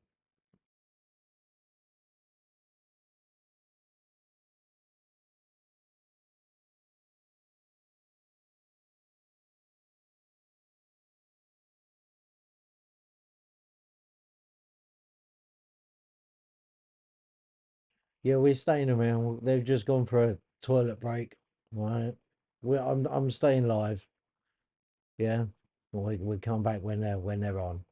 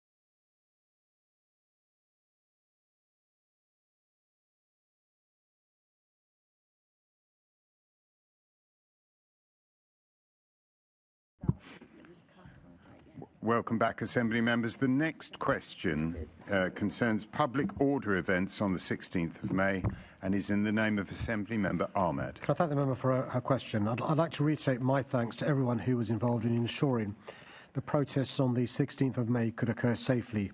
Met Police officers, Transport for London staff, security services and others. They all played a vital role in ensuring those who attended the events could exercise their democratic rights safely and peacefully.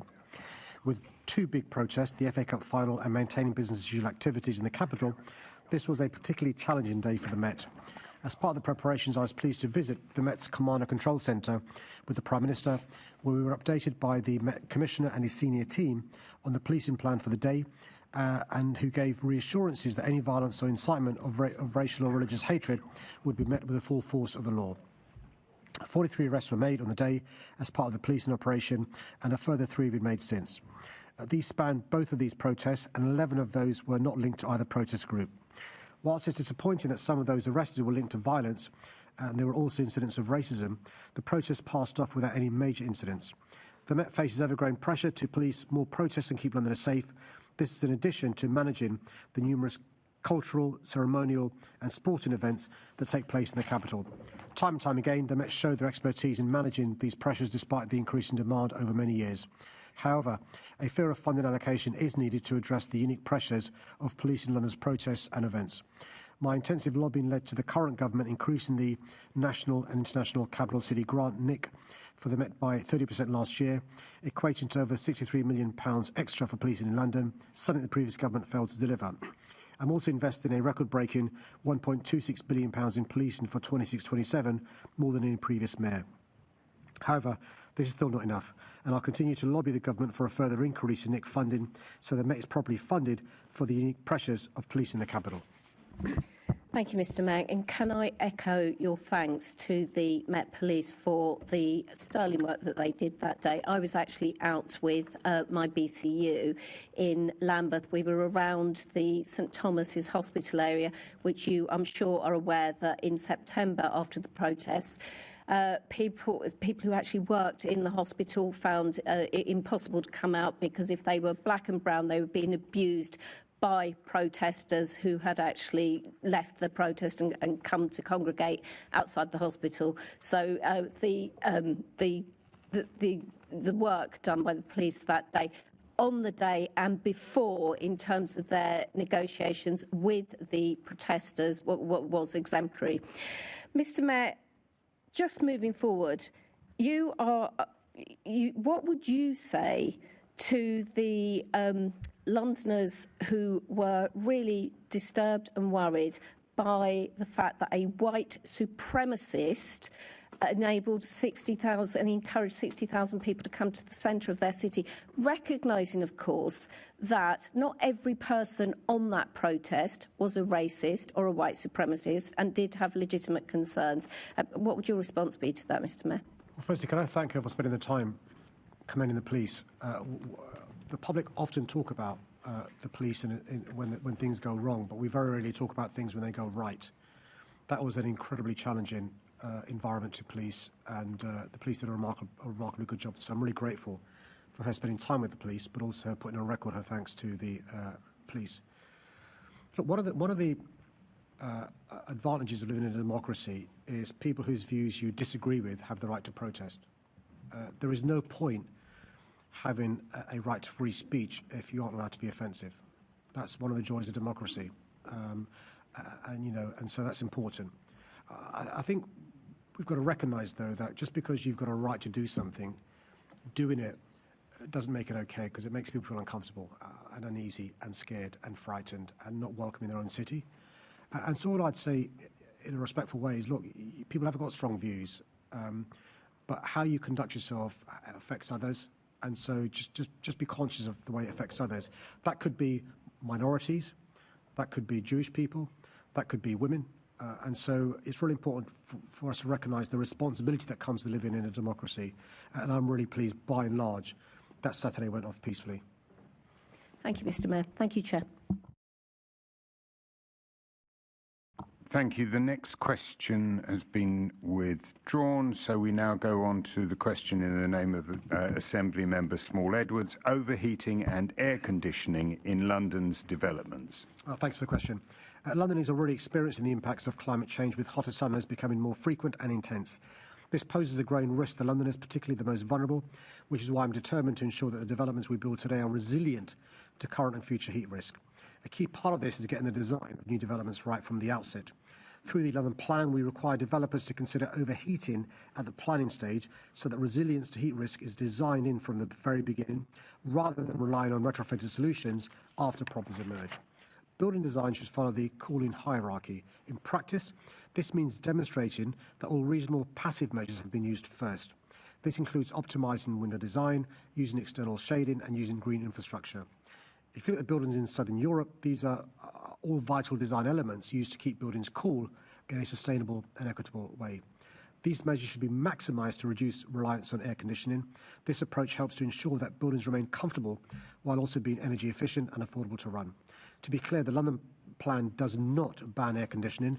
This can and should be used where necessary. However, I'm committed to ensuring that this is not the default solution, particularly where better design can reduce the need for it, helping lower London's energy bills and limiting the impact of urban heat, where waste heat from air conditioning and buildings make cities hotter overall. Alongside this, the London Plan requires green infrastructure such as trees and green roofs to be included as part of new developments. These measures help ensure that new developments are designed to stay cool, remain affordable and are resilient to hotter summers. We'll be launching a roadmap for London on how we can adapt our city to heat risk, a crucial next step in strengthening London's resilience to warmer temperatures. Thank you very much, Mr. Mayor, for that response. Do you agree with me that it's misleading for some politicians to go out saying that there is an air conditioning ban in London? Well, that's the nature of how some politicians operate nowadays, and social media has given them a platform to spread misinformation, disinformation and lies. Just to reassure him, neither the London Plan nor national building regulations ban air conditioning. Thank you, Mr. Mayor. And in Europe, we see more heat-related deaths per year than we see gun-related deaths per year in America. Given the rising temperatures that we're seeing and will continue to see in the years ahead, do you think the next London Plan will place an even greater emphasis on cooling measures? Well, I think he's right to remind us about the consequences of extreme heat. Some people jest about it's great you get a suntan, but actually the temperatures are going to levels we've not experienced before in London. The numbers of excess deaths are now running on average between 200 and 500 excess deaths a year. I mentioned flash flooding, the cost to insurance companies and the human misery, but it's a real issue. And so I think we should, in the next London Plan, be recognising that climate change is happening, but there are things we can do to mitigate how we live in that environment. So, for example, the trees we used to plant in previous decades may not be the right trees to plant now, because, as I mentioned in my answer, and he alluded to, we know the experience of parts of Europe where shading is really important when it comes to the sort of trees you plant. And so it's worth us learning the experience from other cities, what they're doing, because they're a bit ahead of us because it's hotter there, and make sure the new London Plan is fit for the next few years rather than looking backwards. Absolutely. Thank you very much, Mr. Mayor. Thank you, Chair. Thank you. And continuing on the heating subject, we now have Assembly Member Baker calling London's transport network. Can I thank the member for her question as well? I know the transport network can feel hot and uncomfortable at certain times. Londoners deserve to travel across our city safely in the face of ever-increasing severe weather, and TfL is working hard to combat rising temperatures for customers and transport staff. However, there's no denying that we're limited in part by the constraints of the network. For example, the Tube, being the oldest metro in the world, is built in extremely deep tunnels and built long before air conditioning was a thing. TfL has well-established hot weather plans in place to minimise potential disruption and to provide travel advice to customers. TfL's Climate Change Adaptation Plan sets out the actions needed to balance customer safety and comfort with efficiency and reliability in a changing climate. TfL is also improving its understanding of climate risks to infrastructure, customers and workers, while embedding adaptation into processes and decision-making. Importantly, TfL has already taken action on cooling and learned the lessons from the disastrous new route master. For example, every bus now has a reflective roof, and opening windows, while all new double-decker vehicles have air cooling capabilities. 192 air-conditioned tube trains now cover 40% of the network, and every Elizabeth line and London Overground train is air-conditioned. Approximately a third of TfL's estate is covered by vegetation that helps keep London cool. When hot weather is forecast, London Underground's hot weather plan protects infrastructure with resources on standby to respond quickly to incidents and keep services running. As the member will be aware, I previously commissioned the London Climate Resilience Review, which made welcome recommendations informing ongoing efforts to strengthen the resilience of London's critical infrastructure. Londoners will soon, she'll be pleased to know, feel the benefits of capital investment, with new air-conditioned Piccadilly Line trains expected to enter service between December 26 and June 27, and new air-conditioned DLR trains expected to re-enter service this year. Thanks very much for that, Mr. Mayor. And as someone who still has to travel on a old route master, we can't have those new buses soon enough. But yes, you've identified that renewal of rolling stock and infrastructure upgrades are crucial. But as we come into summer again, and we've already had a heatwave this year, high temperatures, particularly on the tube, are a safety risk for passengers and staff alike. Can you talk a bit more about what short-term measures TfL can take to address this? So thanks for she was assiduous mentioning staff, which is really important. We forget about staff. So in terms of bus drivers, we've made sure that all the buses, the operators have checked to make sure there's proper air conditioning, air coolant for the bus drivers. Those cabins can get incredibly hot if they're not properly air conditioned, so it's really important they're properly air conditioned, and those checks have been undertaken. Bus drivers have also been advised, yes, they've got air conditioning in their cabins, but if their cabin is too hot, they should pull over on the side of the road. What we don't want is bus driver fatigue, leading to all sorts of challenges for the bus driver and their passengers. In terms of the tube, as I mentioned, a large percentage of our tube is now air-conditioned, 40%. That will get to 50% of the underground being covered once the Piccadilly Line trains come on stream. The other thing we're doing is basic stuff, which is to give advice regularly to remind customers, carry a bottle of water if it's hot. If you're feeling hot, think about leaving the station. We've made sure our ventilation shafts are checked, cooling systems are working. We've even in some stations, you'll have noticed, industrial fans just to get circulation of air going. The big challenge for us, and I've challenged engineers at TfL, is how we can make the underground cooler. The challenge is how you remove the heat from an air-conditioned system in the underground, and so the engineers are working what they can do in the short term to make it less hot, because it is on some days incredibly hot. Thanks. Just like to echo, and I'm sure on behalf of the Assembly as well, that if bus drivers are facing unacceptable temperatures in their cab, then we would, as you would, support them not working if it's unsafe. And just finally and briefly, I understand there's a specific trial on a cooling panel at Holborn Station, which potentially could be pretty useful. Do you have any specific update on that? I experienced 11 years of misery work using that station when I was a lawyer in the olden days, and that changes can't come soon enough. It's an example of TfL piloting new things and seeing if it works, and she'll experience the industrial fans at Bank as well. So that is a pilot. If it works, we can roll it out elsewhere. The good thing about Holborn is it's very deep and it's very well used. So if it can work in Holborn, it can work anywhere. Yeah, absolutely. So, yeah, it would be great to hear more updates on that as it progresses. Thank you, Mr. Mayor. Back to you, Chair. Thank you very much. The next, because on the order paper your question was actually answered, your next question was actually answered beforehand, and the question after that has been withdrawn. We now go to the question in the name of Assembly Member Russell on EHRC Updated Services Code of Practice. Can I thank the member for a question? I've always been proud of London's status as a beacon for openness, equality and LGBTQI+ rights. London must continue to be a city where people are able to live openly, safely and with dignity, free from unlawful discrimination, harassment and abuse, where they can participate in public life in exactly the same way as everyone else. I understand that the updated Code of Practice for Services, Public Functions and Associations is intended to provide clarity to public authorities and service providers regarding their obligations under the Equality Act. The code is currently awaiting approval in Parliament. Once the final code is brought into force, it is essential that its implementation upholds principles of inclusion, respect and fairness. I recognise concerns that trans Londoners may have about the risk of threats to their rights, and that they may be feeling this especially sharply in the lead up to Pride in London next month.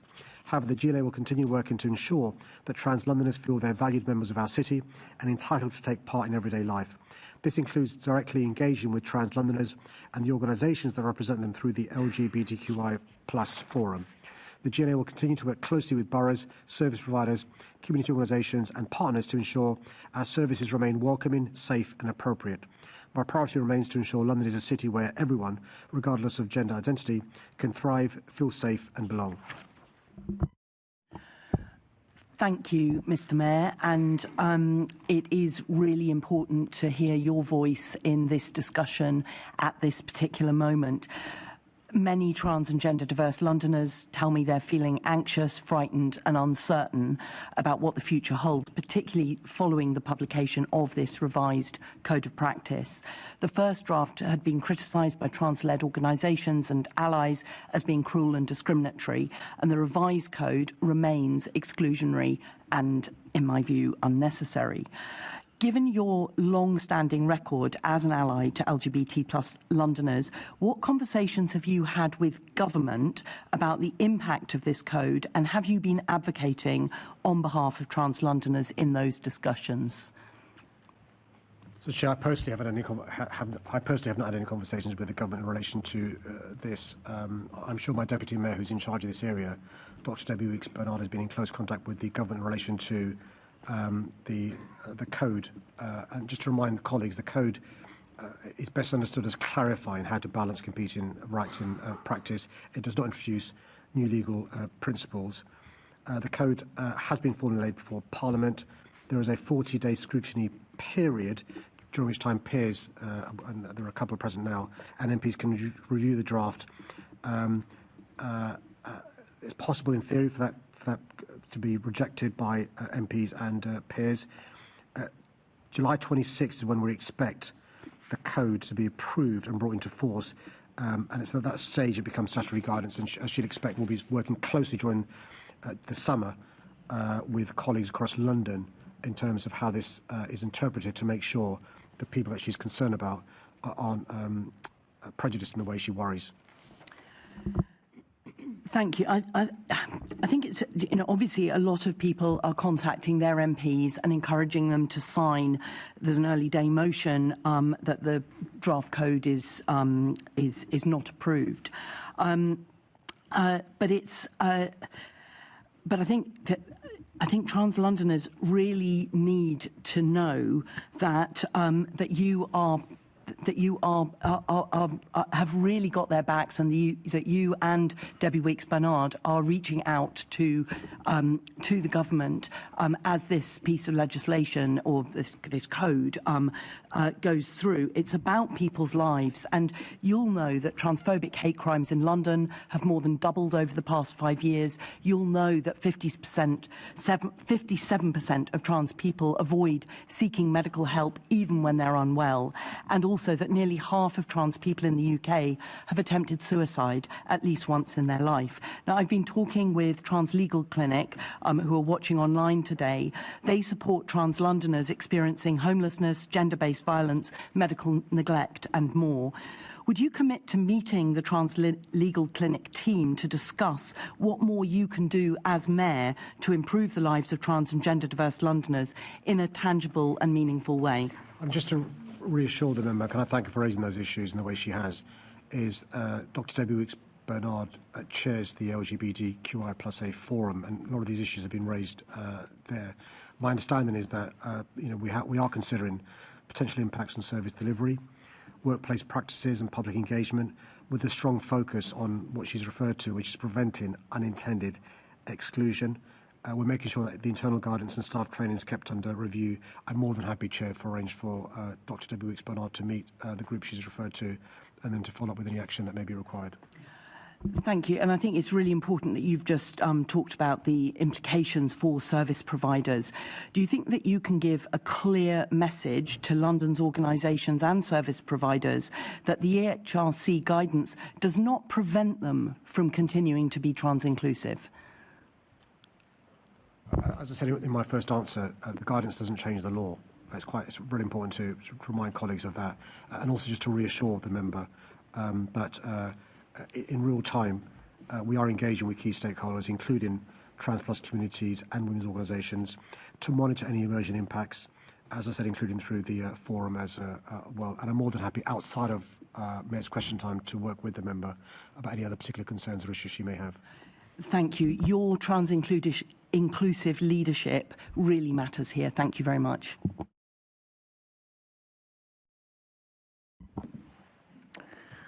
Yes.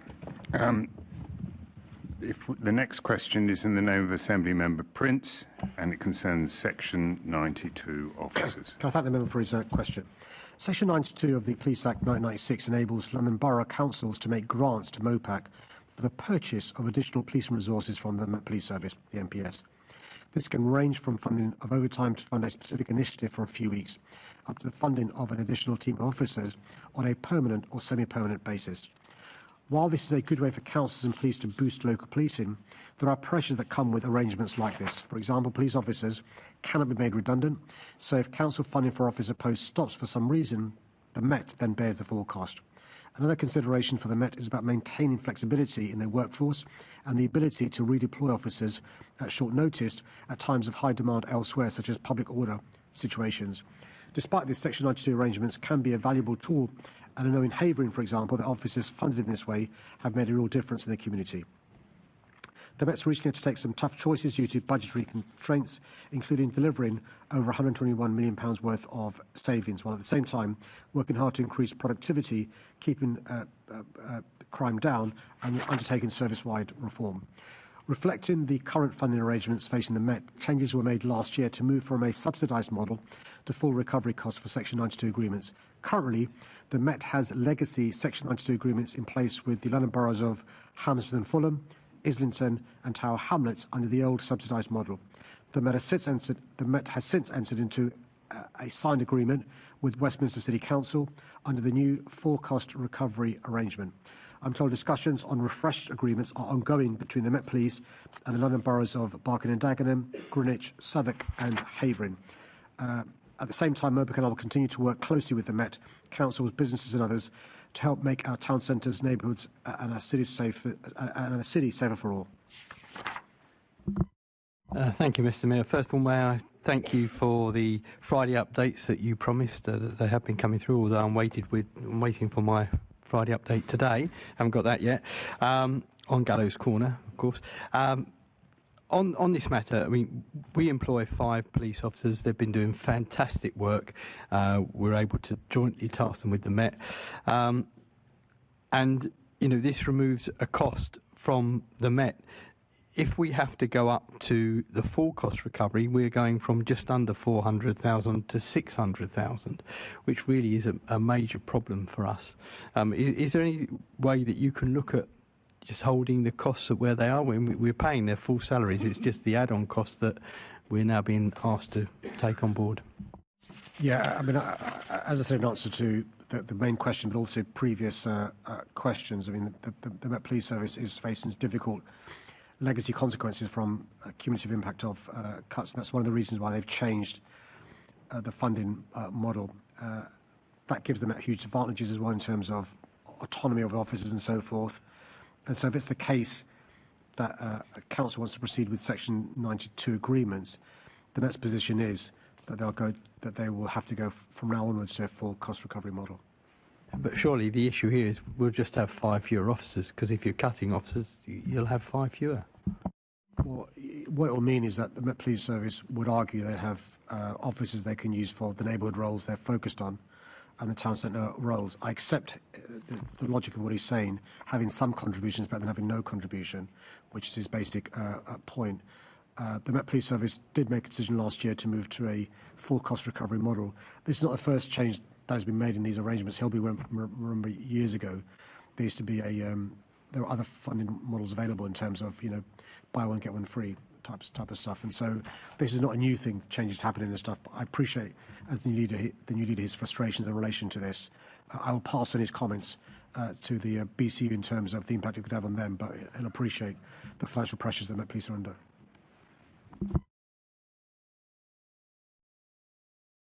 Thank you. The next question is in the name of Assembly Member Towell, and it's about using AI to tackle crime. Thanks for the question.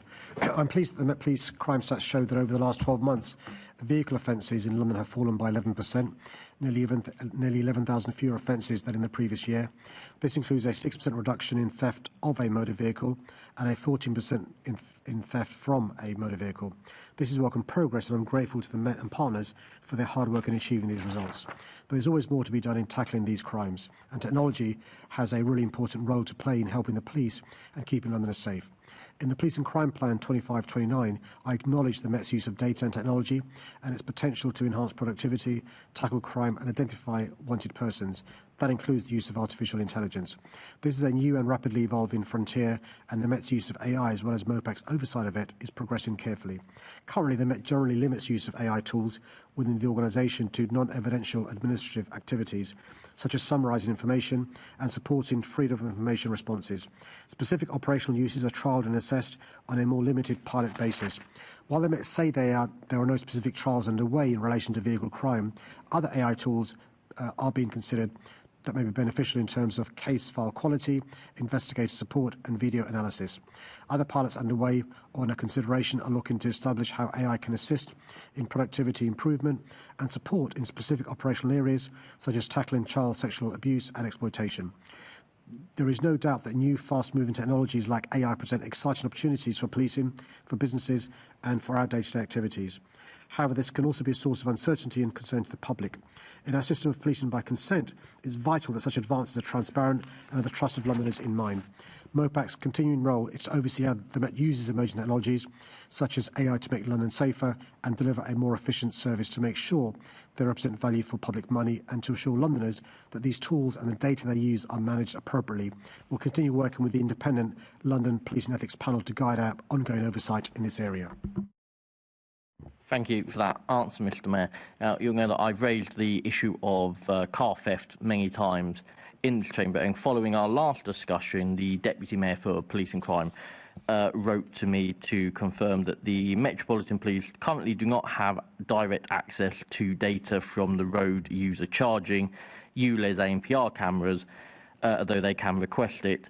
And that the Metropolitan Police have recently gained access to the RUC congestion charging zone and low emission ANPR cameras.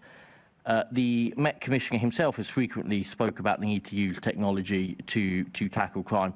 And whenever I talk to officers on the ground, and senior local officers in my constituency, letting the police have access to the live feed from the ULEZ cameras, potentially enhanced with AI, is a tool they constantly tell me that they need to bring vehicle crime down further. So can I just ask, is this something you will ask MOPAC and TfL to go away and look into to ensure that the police have the tools they need?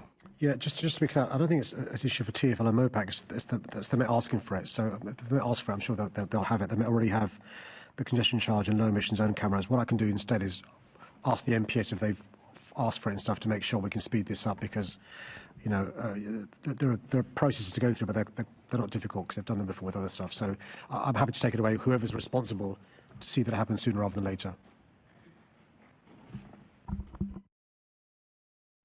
Thank you very much. The next question is in the name of Assembly Member Polanski. Advice to Londoners as London's climate warms. Can I thank the member for his question? Climate change is no longer a distant threat for Londoners. It's something people are already experiencing today. Just last month, London broke UK spring temperature records on 2 consecutive days, while England and Wales experienced their warmest spring on record. This was not an isolated incident. With more than 300 excess deaths in London due to high temperatures in each of 2020, 2023 and 2025, extreme heat is already claiming lives, underlining the urgent need to prepare for a warmer climate. Whether it's homes becoming dangerously hot in summer, pressure on health services during heat waves or disruption to daily life, climate change is already reshaping life in our city. The The advice to Londoners is to take heat seriously, prepare early and look out for one another. The UK Health Security Agency's advice is clear. Drink fluids regularly, keep blinds or curtains closed in rooms facing the sun, open windows when it's cooler outside, avoid strenuous activity in the hottest part of the day, and check in on neighbours, friends and family members who may be more vulnerable. For homeowners, it's worth thinking about home adaptations to make them more comfortable in hotter weather by installing shading and ventilation, but I know that it's not possible for everyone, especially for Londoners who rent and those in lower incomes. The reality is that heat does not affect everyone equally. Older people, people sleeping rough, outdoor workers, people in lower incomes, and those with existing health conditions are often hit hardest. Businesses need to adapt too, by protecting staff and customers and preparing for disruption when temperatures rise. Ultimately, adaptation is about fairness.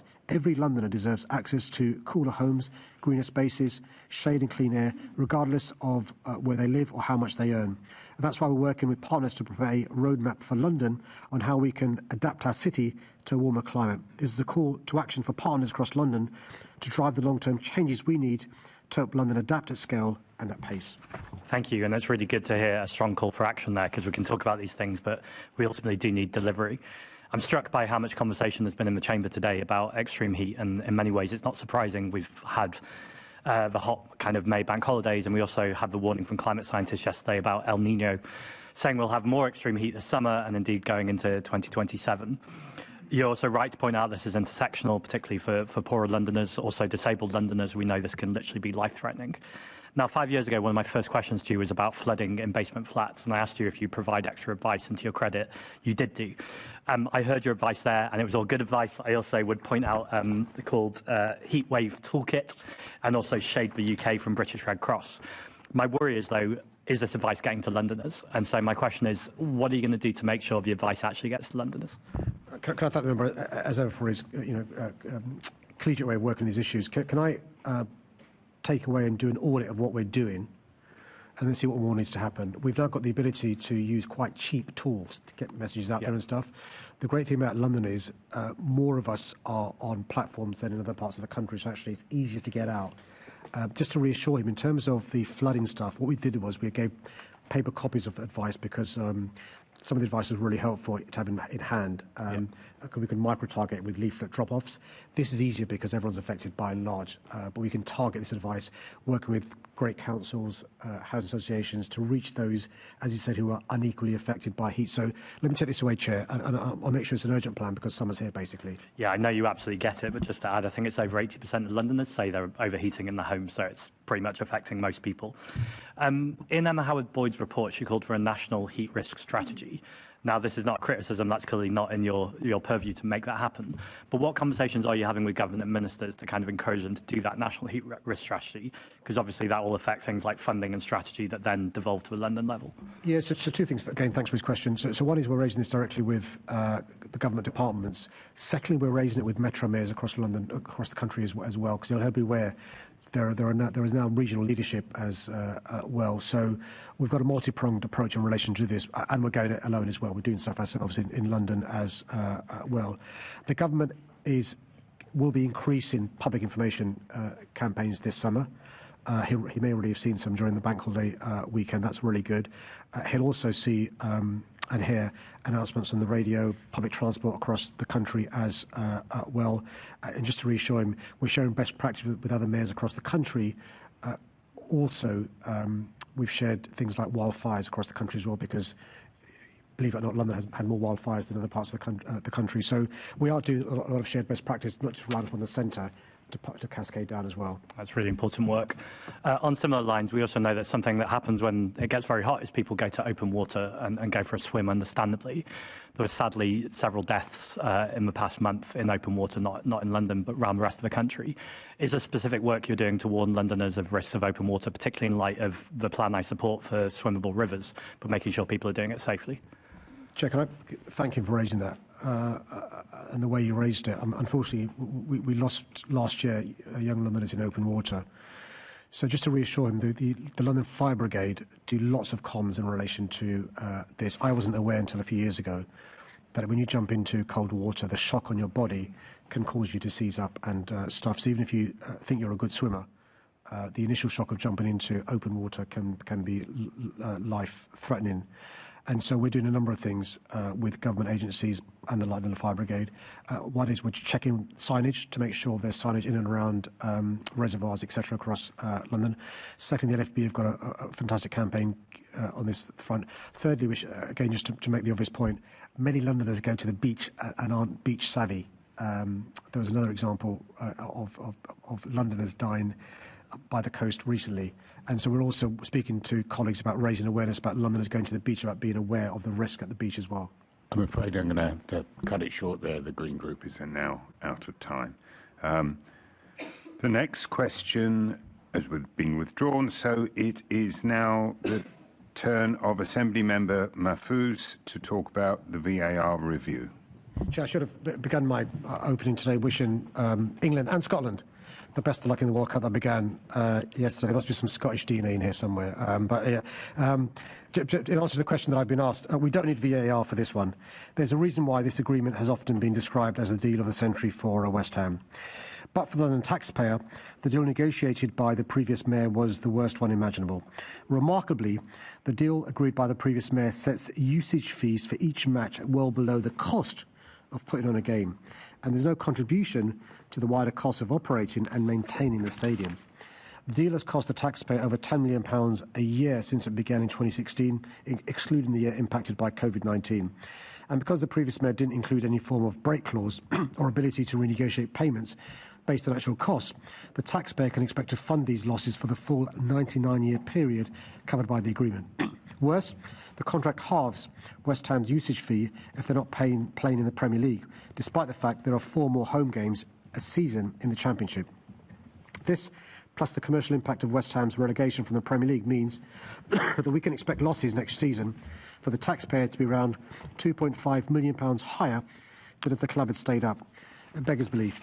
We've worked hard over the last decade to minimise the stadium's losses by bringing operations in-house, renegotiating contracts and investing to reduce running costs, for example by replacing much of the retractable seating and fitting solar membranes on the roof.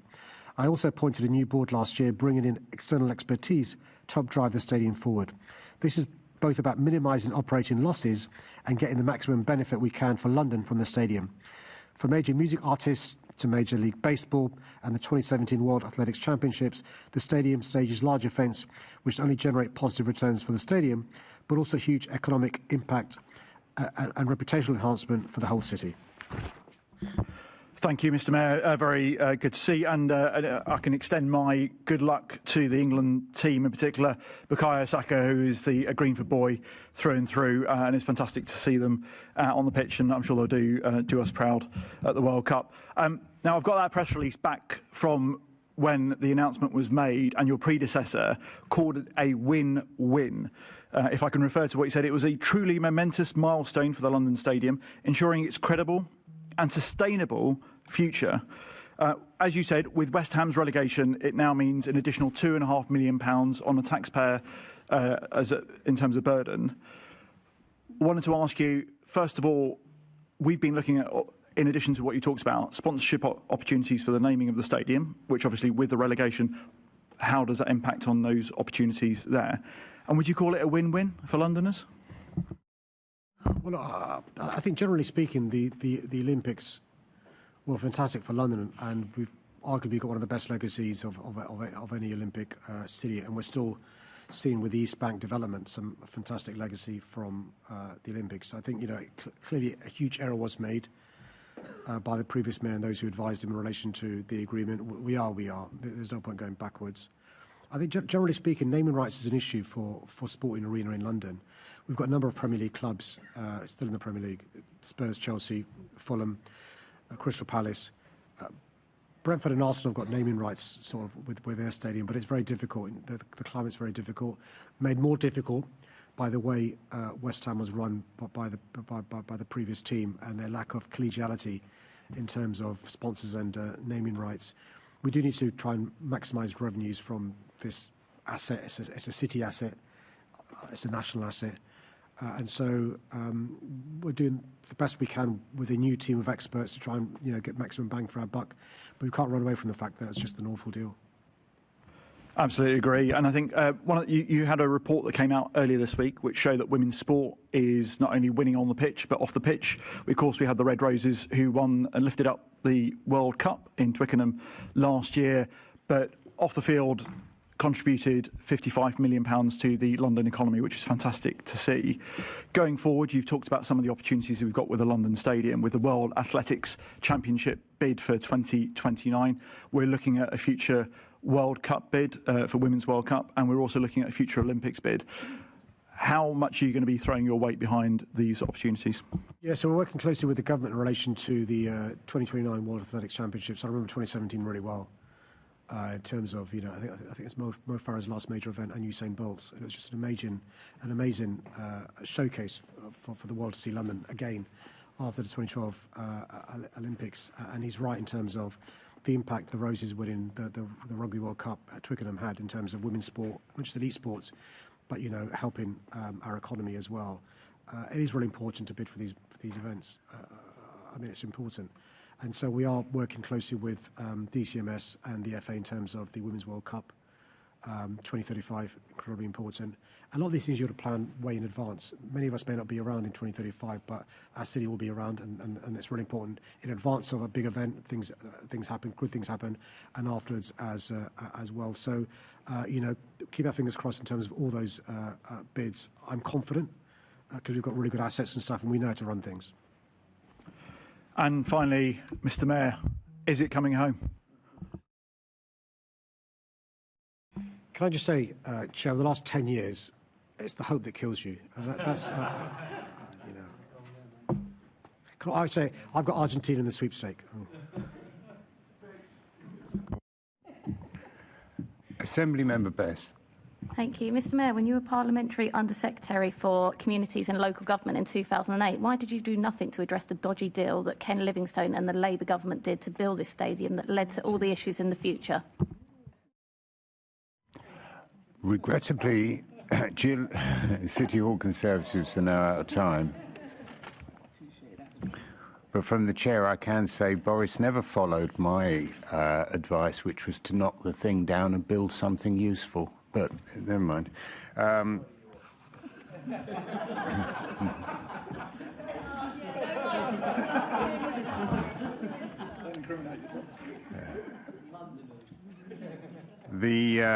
sorry, I've lost track there. Sorry. We are on Assembly Member Desai. Assembly Desai, yeah. Assembly Member Desai is the next Assembly Member to ask a question about the economic benefit of the 2026 World Cup on London's hospitality sector. Thanks, Chair. Thanks for the question. I'm excited that the Men's Football World Cup kicked off in Mexico last night. And as I said, I wish England and Scotland all the best. The Men's Football World Cup always captures the imagination across London. And although the tournament itself is being staged overseas, we fully expect it to deliver a positive and meaningful boost to London's hospitality sector. What we know from our own data is that sport consistently drives very real economic activity in London and across the country. As has been said by Senator Mahfouz earlier this week, we published new analysis that showed the difference women's sporting events made to our capital last year, a boost of almost £55 million for London's economy. And that link to hospitality is very clear. For example, the Women's Rugby World Cup final, hosted in London, generated £16.8 million in-city spending on food, drink and retail, supporting local businesses directly. London's particularly well placed to benefit because of its scale and diversity. We have a huge and varied hospitality sector, and our community support teams from all over the world. That means interest and economic activity is sustained throughout the tournament, not just when England are playing. There's also a longer-term benefit. Major sporting moments help reinforce London's global reputation, and we know that 85% of international visitors attending major events say they're more likely to return to London in future, demonstrating the role sports plays in supporting tourism and growth. Thank you, Mr. Mayor. Mr. Mayor, many of the games kick off later in the evenings, and the government has given pubs permission to open late for any knockout matches involving the home nations. How is TfL working to ensure that Londoners can travel home safely from pubs and fan zones during the tournament? Just to reassure the member and Londoners, there is a comprehensive plan, and I was briefed yesterday by the Commissioner and the Deputy Commissioner of Met Police Service in terms of not just policing, but also transport, hospitality, and other pillars that are important to London over the course of the next 6 weeks.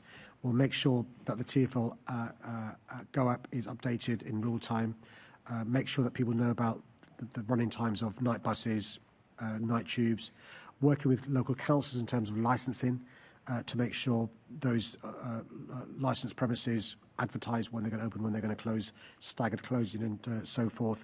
Safety is very important. So yes, we want to boost the nighttime economy. Yes, we want to boost hospitality. We've got to make sure, though, that our city is safe. And what we don't want is some of the negative consequences that can flow from alcohol, hot weather, and so forth. So I'm confident we've got a good plan, and we'll boost to not just us feeling good with England having a good run, but also we'll boost the hospitality sector as well. Thank you for the reassuring answer, Mr. Mayor. Thank you, Chair. Assembly Member Small-Edwards. Thank you very much, Chair. When it comes to London's hospitality, Mr. Mayor, West End is very much the centre of it, but it can be difficult to get a late-night meal or a late-night drink. What are you doing about this? So I'm really pleased that the lobbying of this government's paid off. We were unsuccessful with the last government in relation to an English Devolution Act. What that means is the government is going to be giving us strategic licensing powers, incredibly important. The West End is not just an asset for the capital city, it's an asset for the country in terms of, one of the reasons why people come to London is because of our culture, our pubs, bars, restaurants, theatre and so forth. I'm afraid there is risk averseness amongst some councillors, some council officers in relation to being confident about supporting the nighttime economy. And so, one of my jobs is to support those great businesses who want to do good stuff, want to make a great offer to Londoners, visitors and tourists, but also to work with residents to make sure they understand the competing balancing exercise that needs to be undertaken when it comes to supporting the nighttime economy in London. Thank you very much, Mr. Mayor. Thank you, Chair. Thank you. At this point, before we go to the next question, will the Assembly agree to suspend Standing Order 2.9b in order to allow the remaining business on the agenda to be completed? Agreed. Thank you. The next question is from Assembly Member Mahfouz, and it's about the environmental impact of data centres. I thank the member for his question. As set out in the London Growth Plan, digital technologies will be a driver of growth across all of London's key sectors.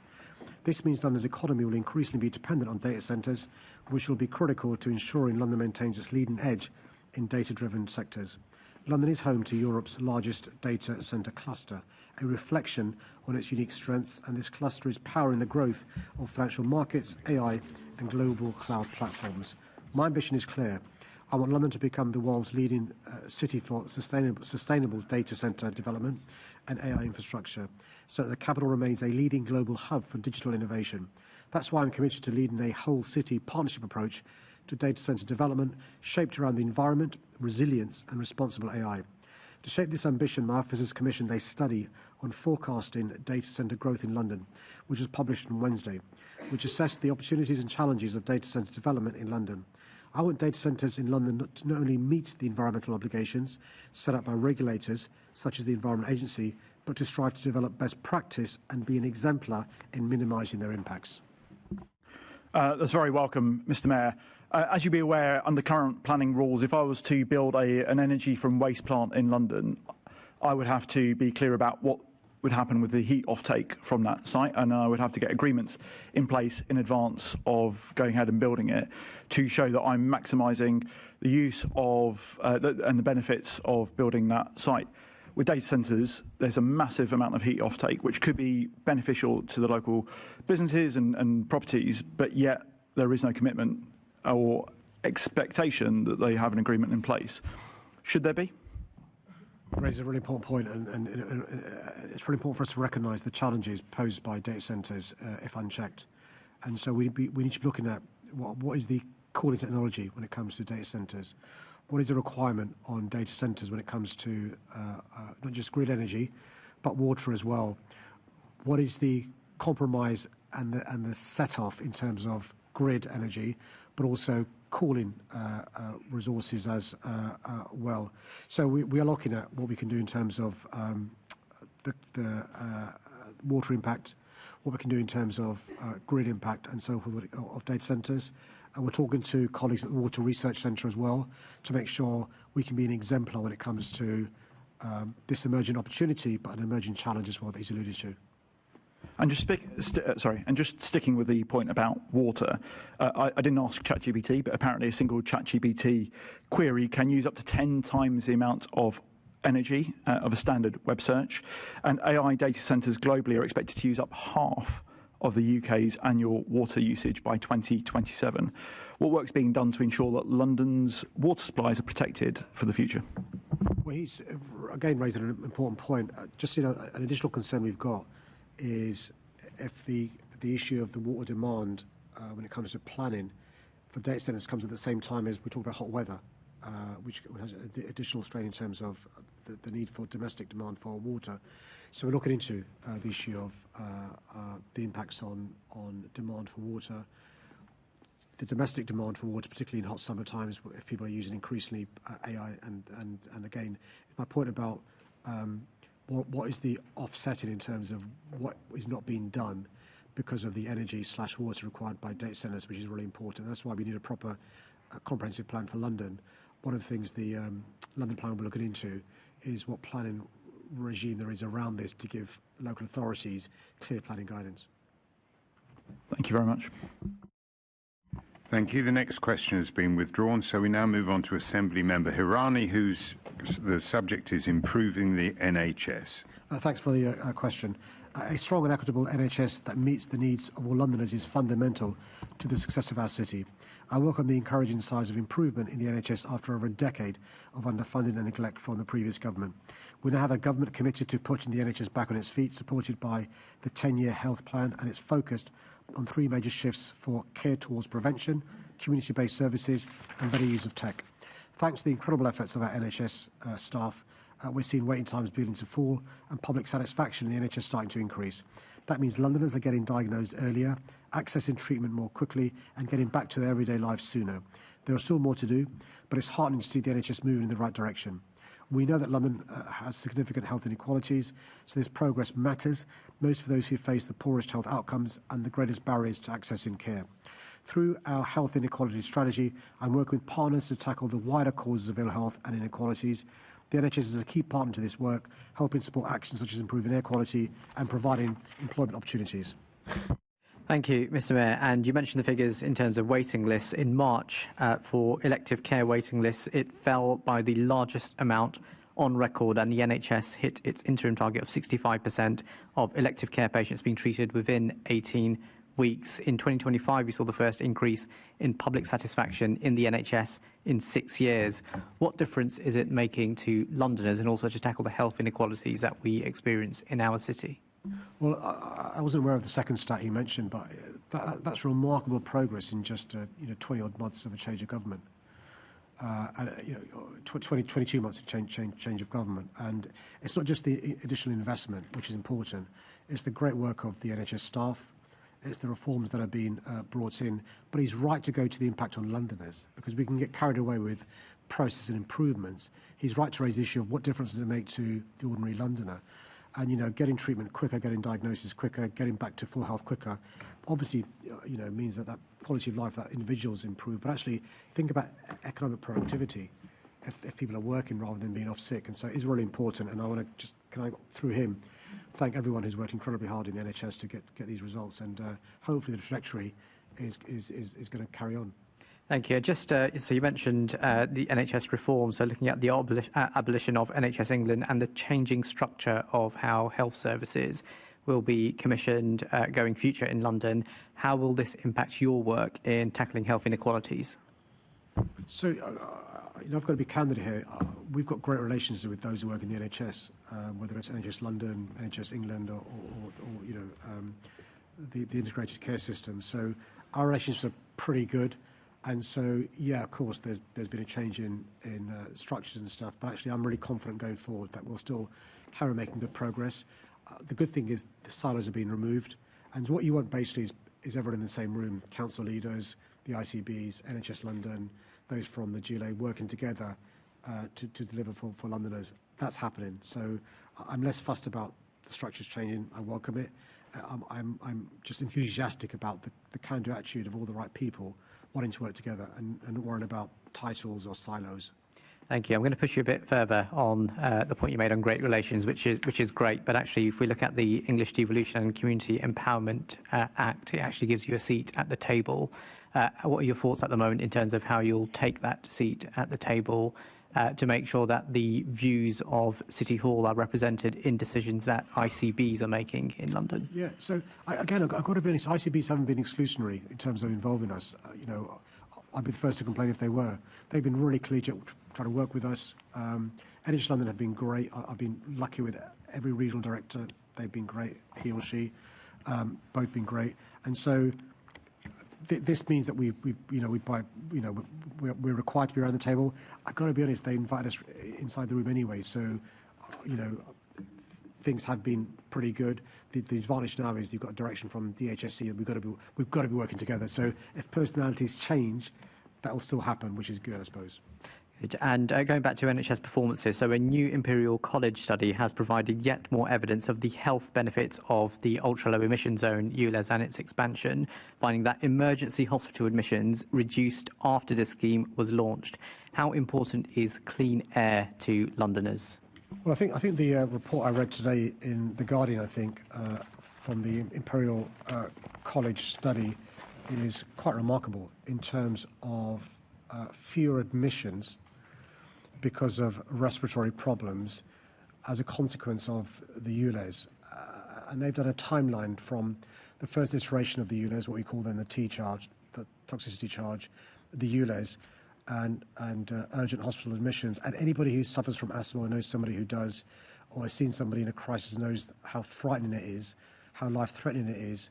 And I think we should be incredibly proud of the difference this policy has made to the quality of life of those individuals who are now going to hospital less than they otherwise would do. But also, it's a good example of health improvement and prevention, which is a driver of the NHS reforms embarked on by the new government. Thank you. Now, one of the areas in the 10-year plan which has high prominence is mental health. And I recently visited two charities supporting people who'd been impacted by suicide, so the Listening Place and Body and Soul. And one thing that they are excited about in a way is the impact that the mental health A&Es, the 12 mental health A&Es that we'll have in London will have on people.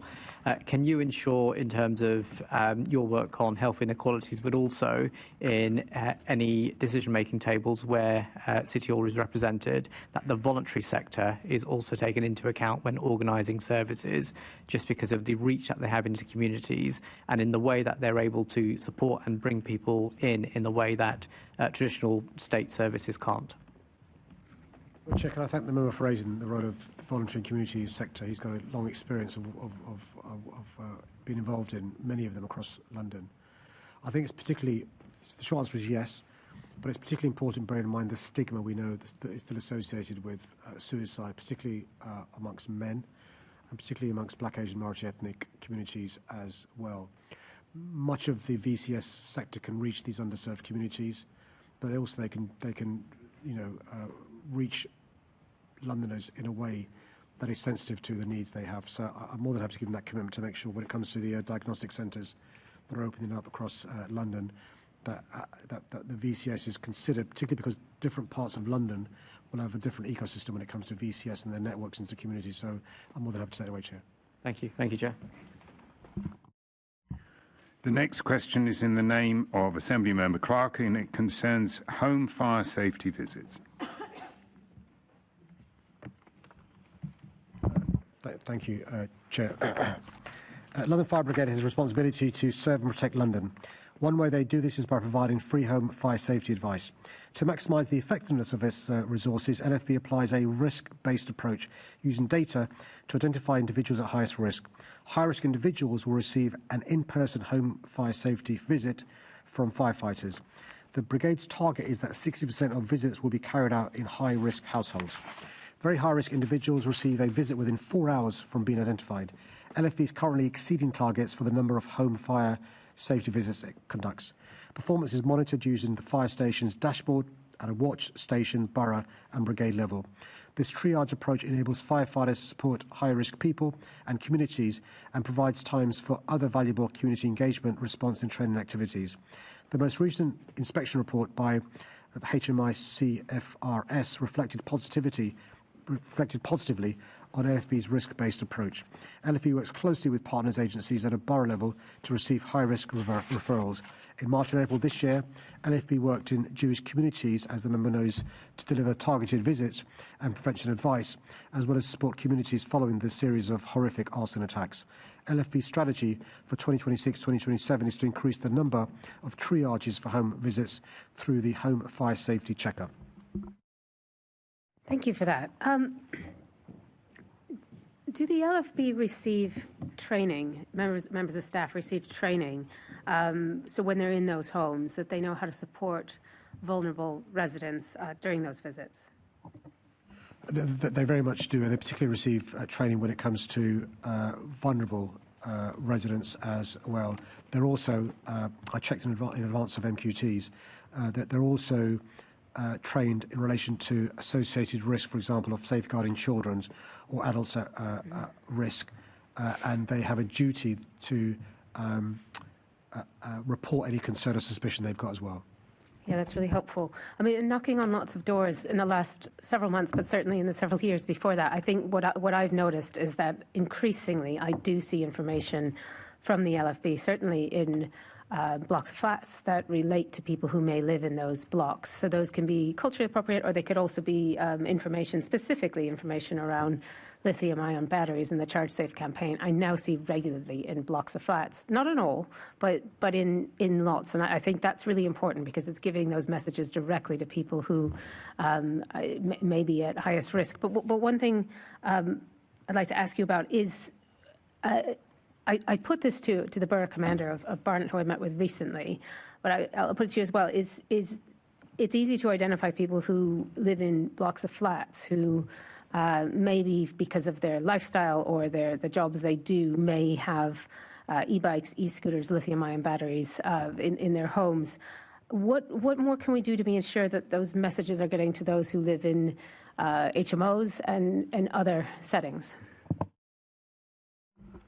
Chair, as I was asking the question, I mean, I think it's a good challenge she poses me in terms of are we doing enough for HMOs? Because I think she's right, actually. If you did I'm making a generalisation, but I bet a significant proportion of those working in HMOs may have a job where they're using one of those bikes, which may be dangerous. So can I take this away in terms of what we should be doing more? And I'm taken by Senator Polanski's point about a public education role and other issues as well. So can I take this away in terms of what more we can be doing? Because actually you can almost make a reasonable guess at which sort of homes may be at higher risk. So let me take that away, Chair, and ask LFB maybe to work with the member and her committee about whether we can micro-target messaging just to make people cognizant of the risk they face. Yeah, because you can see evidence that it's being done in blocks of flats, but it's that broader piece of work.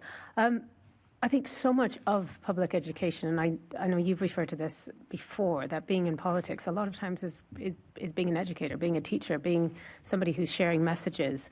And I think with the LFB, their improvement with community engagement, they're putting themselves in a position where people aren't just more comfortable seeking advice from them, but they see them as more of a community partner. And obviously, I know you believe, as I do, that work needs to continue. And that from community engagement comes safer outcomes for London, better outcomes for London, and actually a better way of working for the London Fire Brigade so that they're working more effectively. Just with home fire safety visits, I know we've talked about vulnerable adults receiving those visits, but can any member of the public request one? Yes, so firstly, can I just say, just worth reminding ourselves that the LFB has learnt the lessons from the Avsel report. They weren't getting it right when it came to home visits before, and they really have changed. And I want to commend both the current Commissioner, John Smith, and the previous Commissioner, Andy Rowe, for changing the LFB. But the short answer is, yeah, Londoners can go to the London Fire Brigade's Home Fire Safety Checker website. You complete a form. Anyone can complete the form. And then people are referred to the Home Fire Safety visit also separately by social services. So I'd encourage anybody to go to the website. There's also good advice there anyway on the website as well. And all of us are on social media. We can also amplify that advice as well, because many of us are rich people that may all be, may see us as trusted message carriers and follow the advice that we amplify. And earlier in this meeting, you were answering a question, and the Greens ran out of time, but we were answering a question about swimming safely. And as we look to having swimmable rivers in London, which is absolutely welcome, alongside of that, is there a piece of work on water safety for Londoners that may include the London Fire Brigade as they do worry about people swimming in very hot weather when they're not prepared to swim? Yeah, can I just say this? It's a really important point she raises. I mean, so the River Thames generally is not a safe river because of the tides. It's a tidal river. And it's really important for people to be aware of that. When we're talking about swimmable rivers, there are parts of the River Thames away from the tidal part of it where it's possible to make it clean and safe. Of course, the Royal Docklands has got a safe area to swim in as well. There's a separate issue in relation to the issue of there being pathways accessible to people around the river and so forth. One of the things that we've got to do is make sure there's proper signage so people are aware of the risk. I don't want people to inadvertently think because a river is clean once you jump into it and swim in it and stuff, and particularly with the temptation of temperatures being north of 30 degrees Celsius, you jump into a reservoir or into a river, it's not safe to do so. Unless it's clearly signposted, you shouldn't be going anywhere near the actual river, and so it's really important. We are a river on the sea. We've got 41 rivers and tributaries. It's really important we take it safely. And the final point is, of course, too many Londoners can't swim. And so it's really important also to do what we can to try and encourage Londoners to learn how to swim, whether you're a child or whether you're an adult. Absolutely right. And I've seen a lot from your Deputy Mayor, Madze Coben, as he's learning to swim. And just to Londoners, I mean, there are learn to swim lessons through our boroughs. It's really worth looking up because there are opportunities local, oftentimes free or low cost for Londoners, and primary school children are often able to swim and learn to swim at their schools. I'm going to hand back to the chair. I realise we still have 10 minutes on the clock, but I'll hand back to the chair. Thank you very much. And the next question is of interest to all Assembly members who've had a mailbag about licence renewals. I hope that will be touched upon, which are a poor state. So the next question concerns private hire drivers, and it's Assembly Member Bakari. Can I thank the member for her question? I recognise the vital role that private hire drivers play in keeping London moving, supporting the economy and providing safe journeys. We recently published the Private Hire Vehicle Task Force. We recently established the Private Hire Vehicle Task Force to examine what more can be done to support private hire drivers, including in response to concerns raised about access to facilities such as toilets, kitchens and rest areas. I'm committed to working with and encouraging private hire vehicle operators to develop locations that can provide these facilities and improve working conditions for a driver, ensuring they have somewhere safe they can stop, especially when working unsocial hours. Last month, my Deputy Mayor for Transport, Seb Dance, chaired the inaugural task force, bringing together driver representatives and large operators, marking a well-received first step in addressing these issues. Under my direction, TfL has also strengthened its licensing service to support private hire drivers to remain in work, including increasing staffing and improving processes so driver renewal applications are assessed more quickly after a series of issues led to backlogs. This has helped stabilise the licensing process so that drivers can continue working without unnecessary disruption. TfL is now increasing its focus on new applications from people seeking to be licensed as a private hire driver for the first time. Beyond licensing, a comprehensive programme of support is being delivered through the Taxi and Private Hire Action Plan. This sets out how TfL is working with the industry to make being a private hire driver an attractive career while maintaining high standards of service, improving safety and reducing environmental impact. Over the past year, several measures have been delivered to support drivers and operators in building customer confidence. This includes taking stronger action against illegal activity and enhancing safety and security standards. New guidance and campaigns are supporting safer driving and helping reduce road risk, while a new online training hub, including a disability equality awareness course, will support drivers in delivering an inclusive service. Supporting drivers through the transition to cleaner vehicles is another key priority. TfL is expanding access to electric charging infrastructure and lobbying government and industry to reduce the costs associated with cleaner vehicles and charging. Work is also ongoing with the government to strengthen the regulatory framework for the sector, including following the commitment in the King's Speech to bring forward new legislation on taxi and private hire services. Thank you, Mr. Mayor. I want to focus on the PHV licensing backlog. Now, TfL have said that everything's fine. It's been stabilised. Are you personally satisfied with that kind of description of being stabilised? What does that even mean? Does that actually mean that it's been fully resolved? Do you think that that is the case? TfL has, to answer the question, put in additional focus on supporting first-time applicants and reducing the existing backlog. By its being processed, it means applications have been prioritised once they've successfully completed all their driving assessments. And the other the good news is there have been more than 16,000 goodwill payments issued to those who didn't receive the service they deserved. So can I just get that number? The goodwill payments that TfL has promised, what's that number and what's the percentage of the people who've been impacted by the backlog that have been paid that goodwill payment? The number I just read out was over 16,000 goodwill payments. I'm just a little bit concerned that you're not really appearing to have a grip on the scale of this problem. I would like it if you could write to me fully with the exact number of drivers, the number of drivers that have been paid, the number that are still waiting, and the total amount of money that's been paid out. I can give you information now. So the renewal service has been restored. In the last 6 months, TfL has reduced the number of new PHV applications awaiting action from 10,500 to 5,900. The number of new applicants awaiting initial assessment has been reduced from 2,000 to 600. The number of new applicants who've completed mandatory driver assessments and awaiting a final application review assessments has been reduced from 4,500 to 700. Do you think this is something that's fully resolved? Are you happy with that? Are you thinking this is something that we should be satisfied with? I mean, you did have a conversation with Assembly Member Roberts about the need for compensation. You backed that in principle. These goodwill payments are about £300, maybe £500. And considering the hell that PHV drivers have been going through, you know, the loss of income, the rising debts, vehicle costs, the severe stress, £300? Is that really good enough? 300 quid to compensate them over what they've been going through? Well, she'll be aware of the challenges TfL operates under financially, but this is an exceptional arrangement made. In January, I announced the goodwill payment scheme. It's not intended to provide compensation to drivers for any losses they may have incurred, and putting the scheme in place does not mean TfL is accepting any liability where losses have occurred. And to date, as I've said, Mr. Mayor, you're really not answering my question. I've asked you if you think this is good enough, if you think this is fully resolved. Do you agree that TfL have absolutely failed PHV drivers, that TfL are to blame for the backlog, and that they should take full responsibility and pay up adequately? 300 quid, Mr. Mayor, that's just not enough.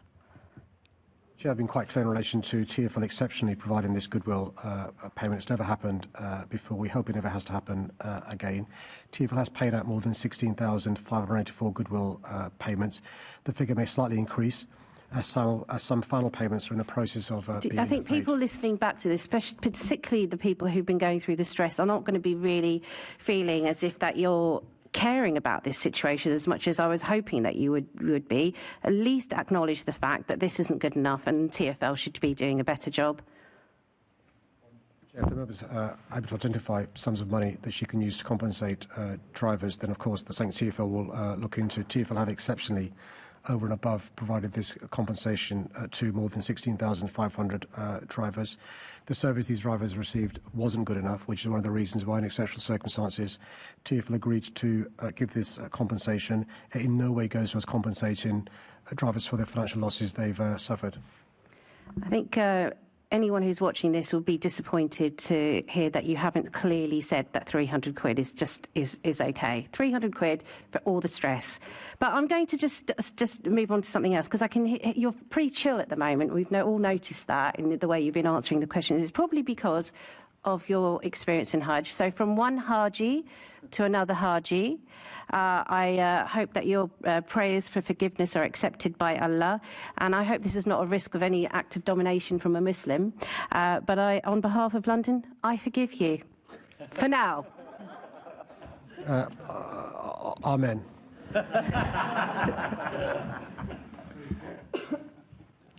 Assembly Member Baker.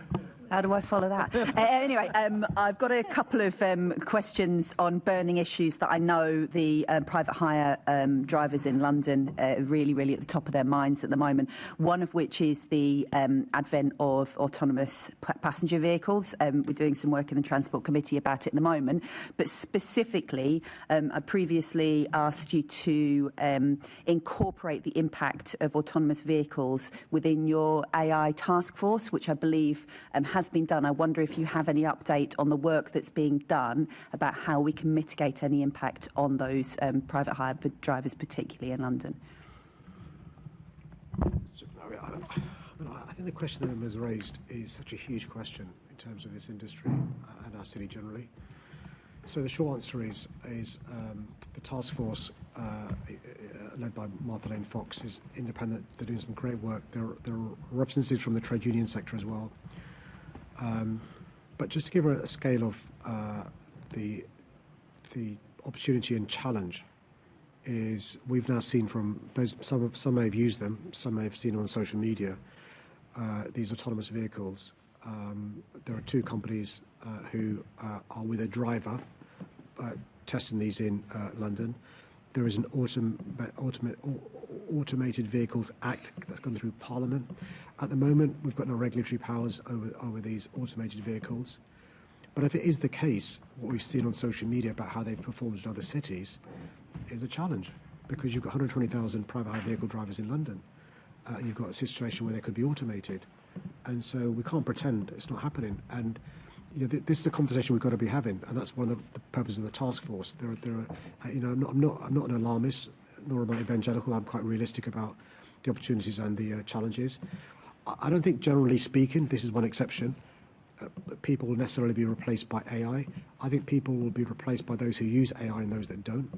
And there's a question there. I think there are all sorts of questions in relation to automated vehicles around accessibility, those who are disabled. How do you make a reasonable adjustment with no human being there? Around congestion, in terms of, is there a cap on the number of automated vehicles in relation to air quality? And those are just at the top of my head. But that's why I think she's right to pose the question. We are posing this question, but it's a national regulation thing. And so we do what we can in the context of London. But these are big issues, and that's why it's really important for us to have these questions and conversations. The good news, globally, we're leading the way in terms of, we're one of 7 cities across the globe looking at AI. We've got this task force, no other city's got the task force, and we're offering free training. I announced £12 million towards small businesses earlier this week of free training. Just think about if you're a small business. It could affect your customer supply, it could affect productivity, it could affect cash balances.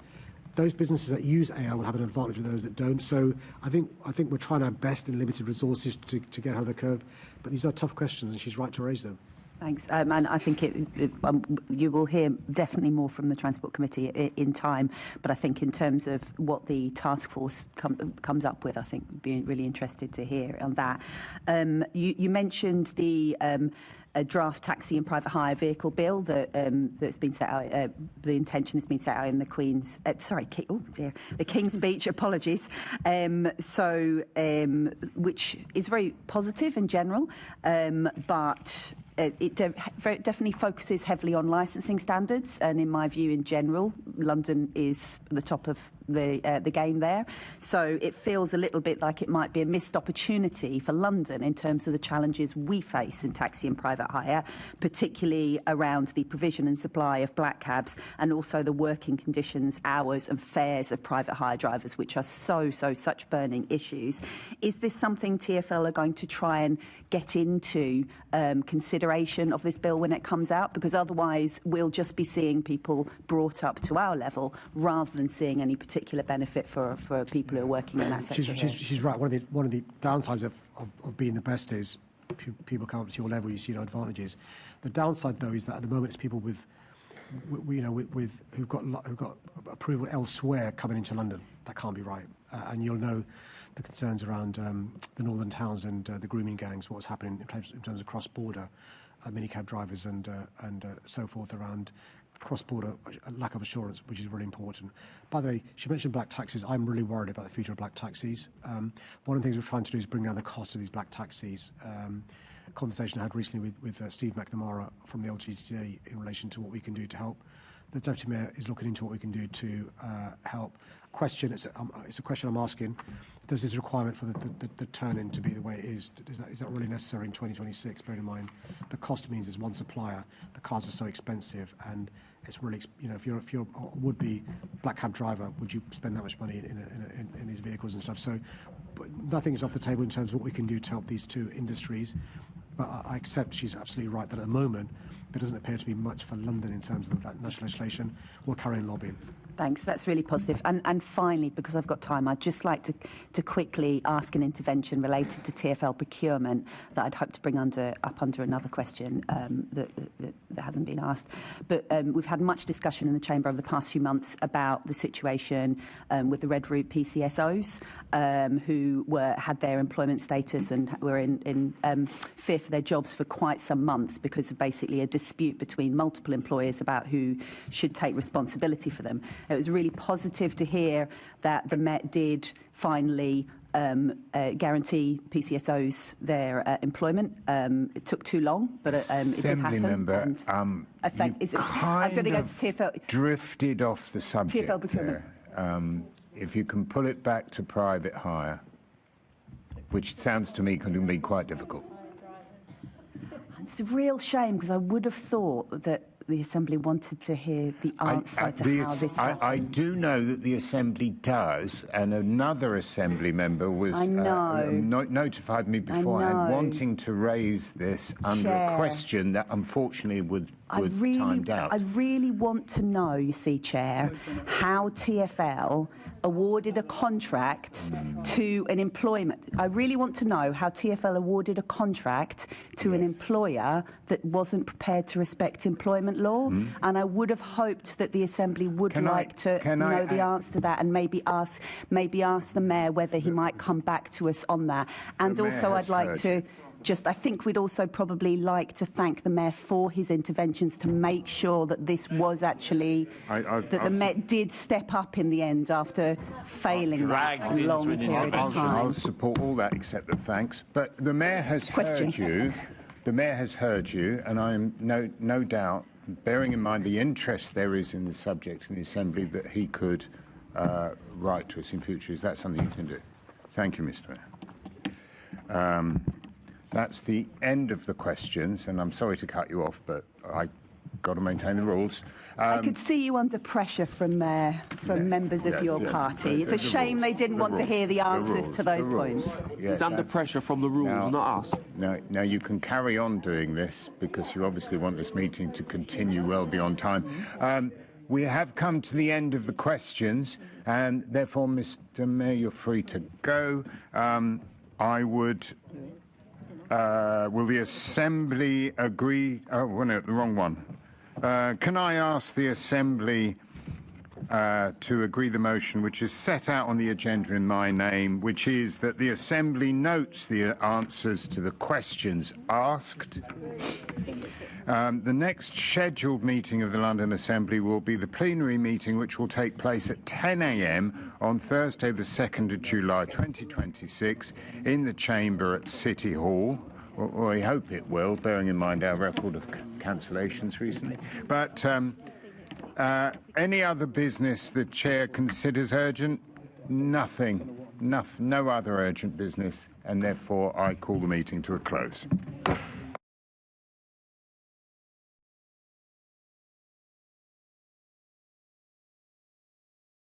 Right, thank you everyone. Sorry, bear with me a second. Hold on. Let's get back to that. Right, sorry, that caught me out.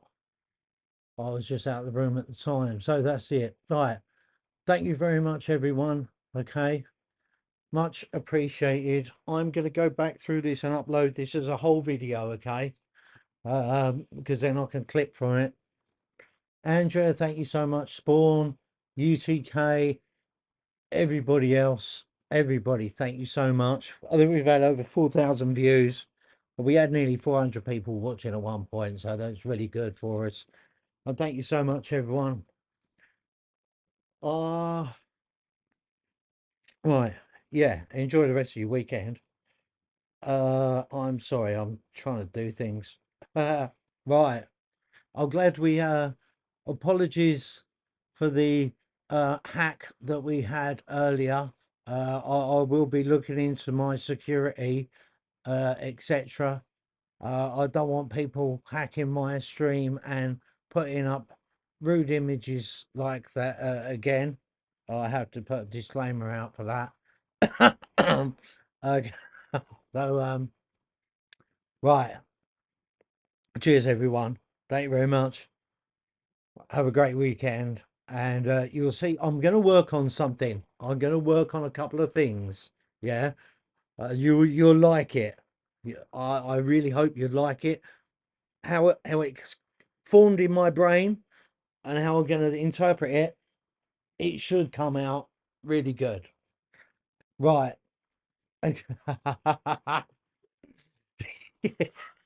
Cheers, you two. I'll tell you what, that was a laugh. It was funny. Right, everyone, thank you very much. My poor little computer is going to have a nervous breakdown at the moment. But we will be back. When are we back? Wednesday, Prime Minister's question time. If anything happens in between then, I'll get it out and uploaded. Don't forget, I've got a second channel. If you want to know what it is, put a comment on this live stream later. I'll put the link into it. Right. Have a great weekend, everyone. Thank you, everyone, as well. Hit that like button on the way out. Catch up with you all soon and stay safe.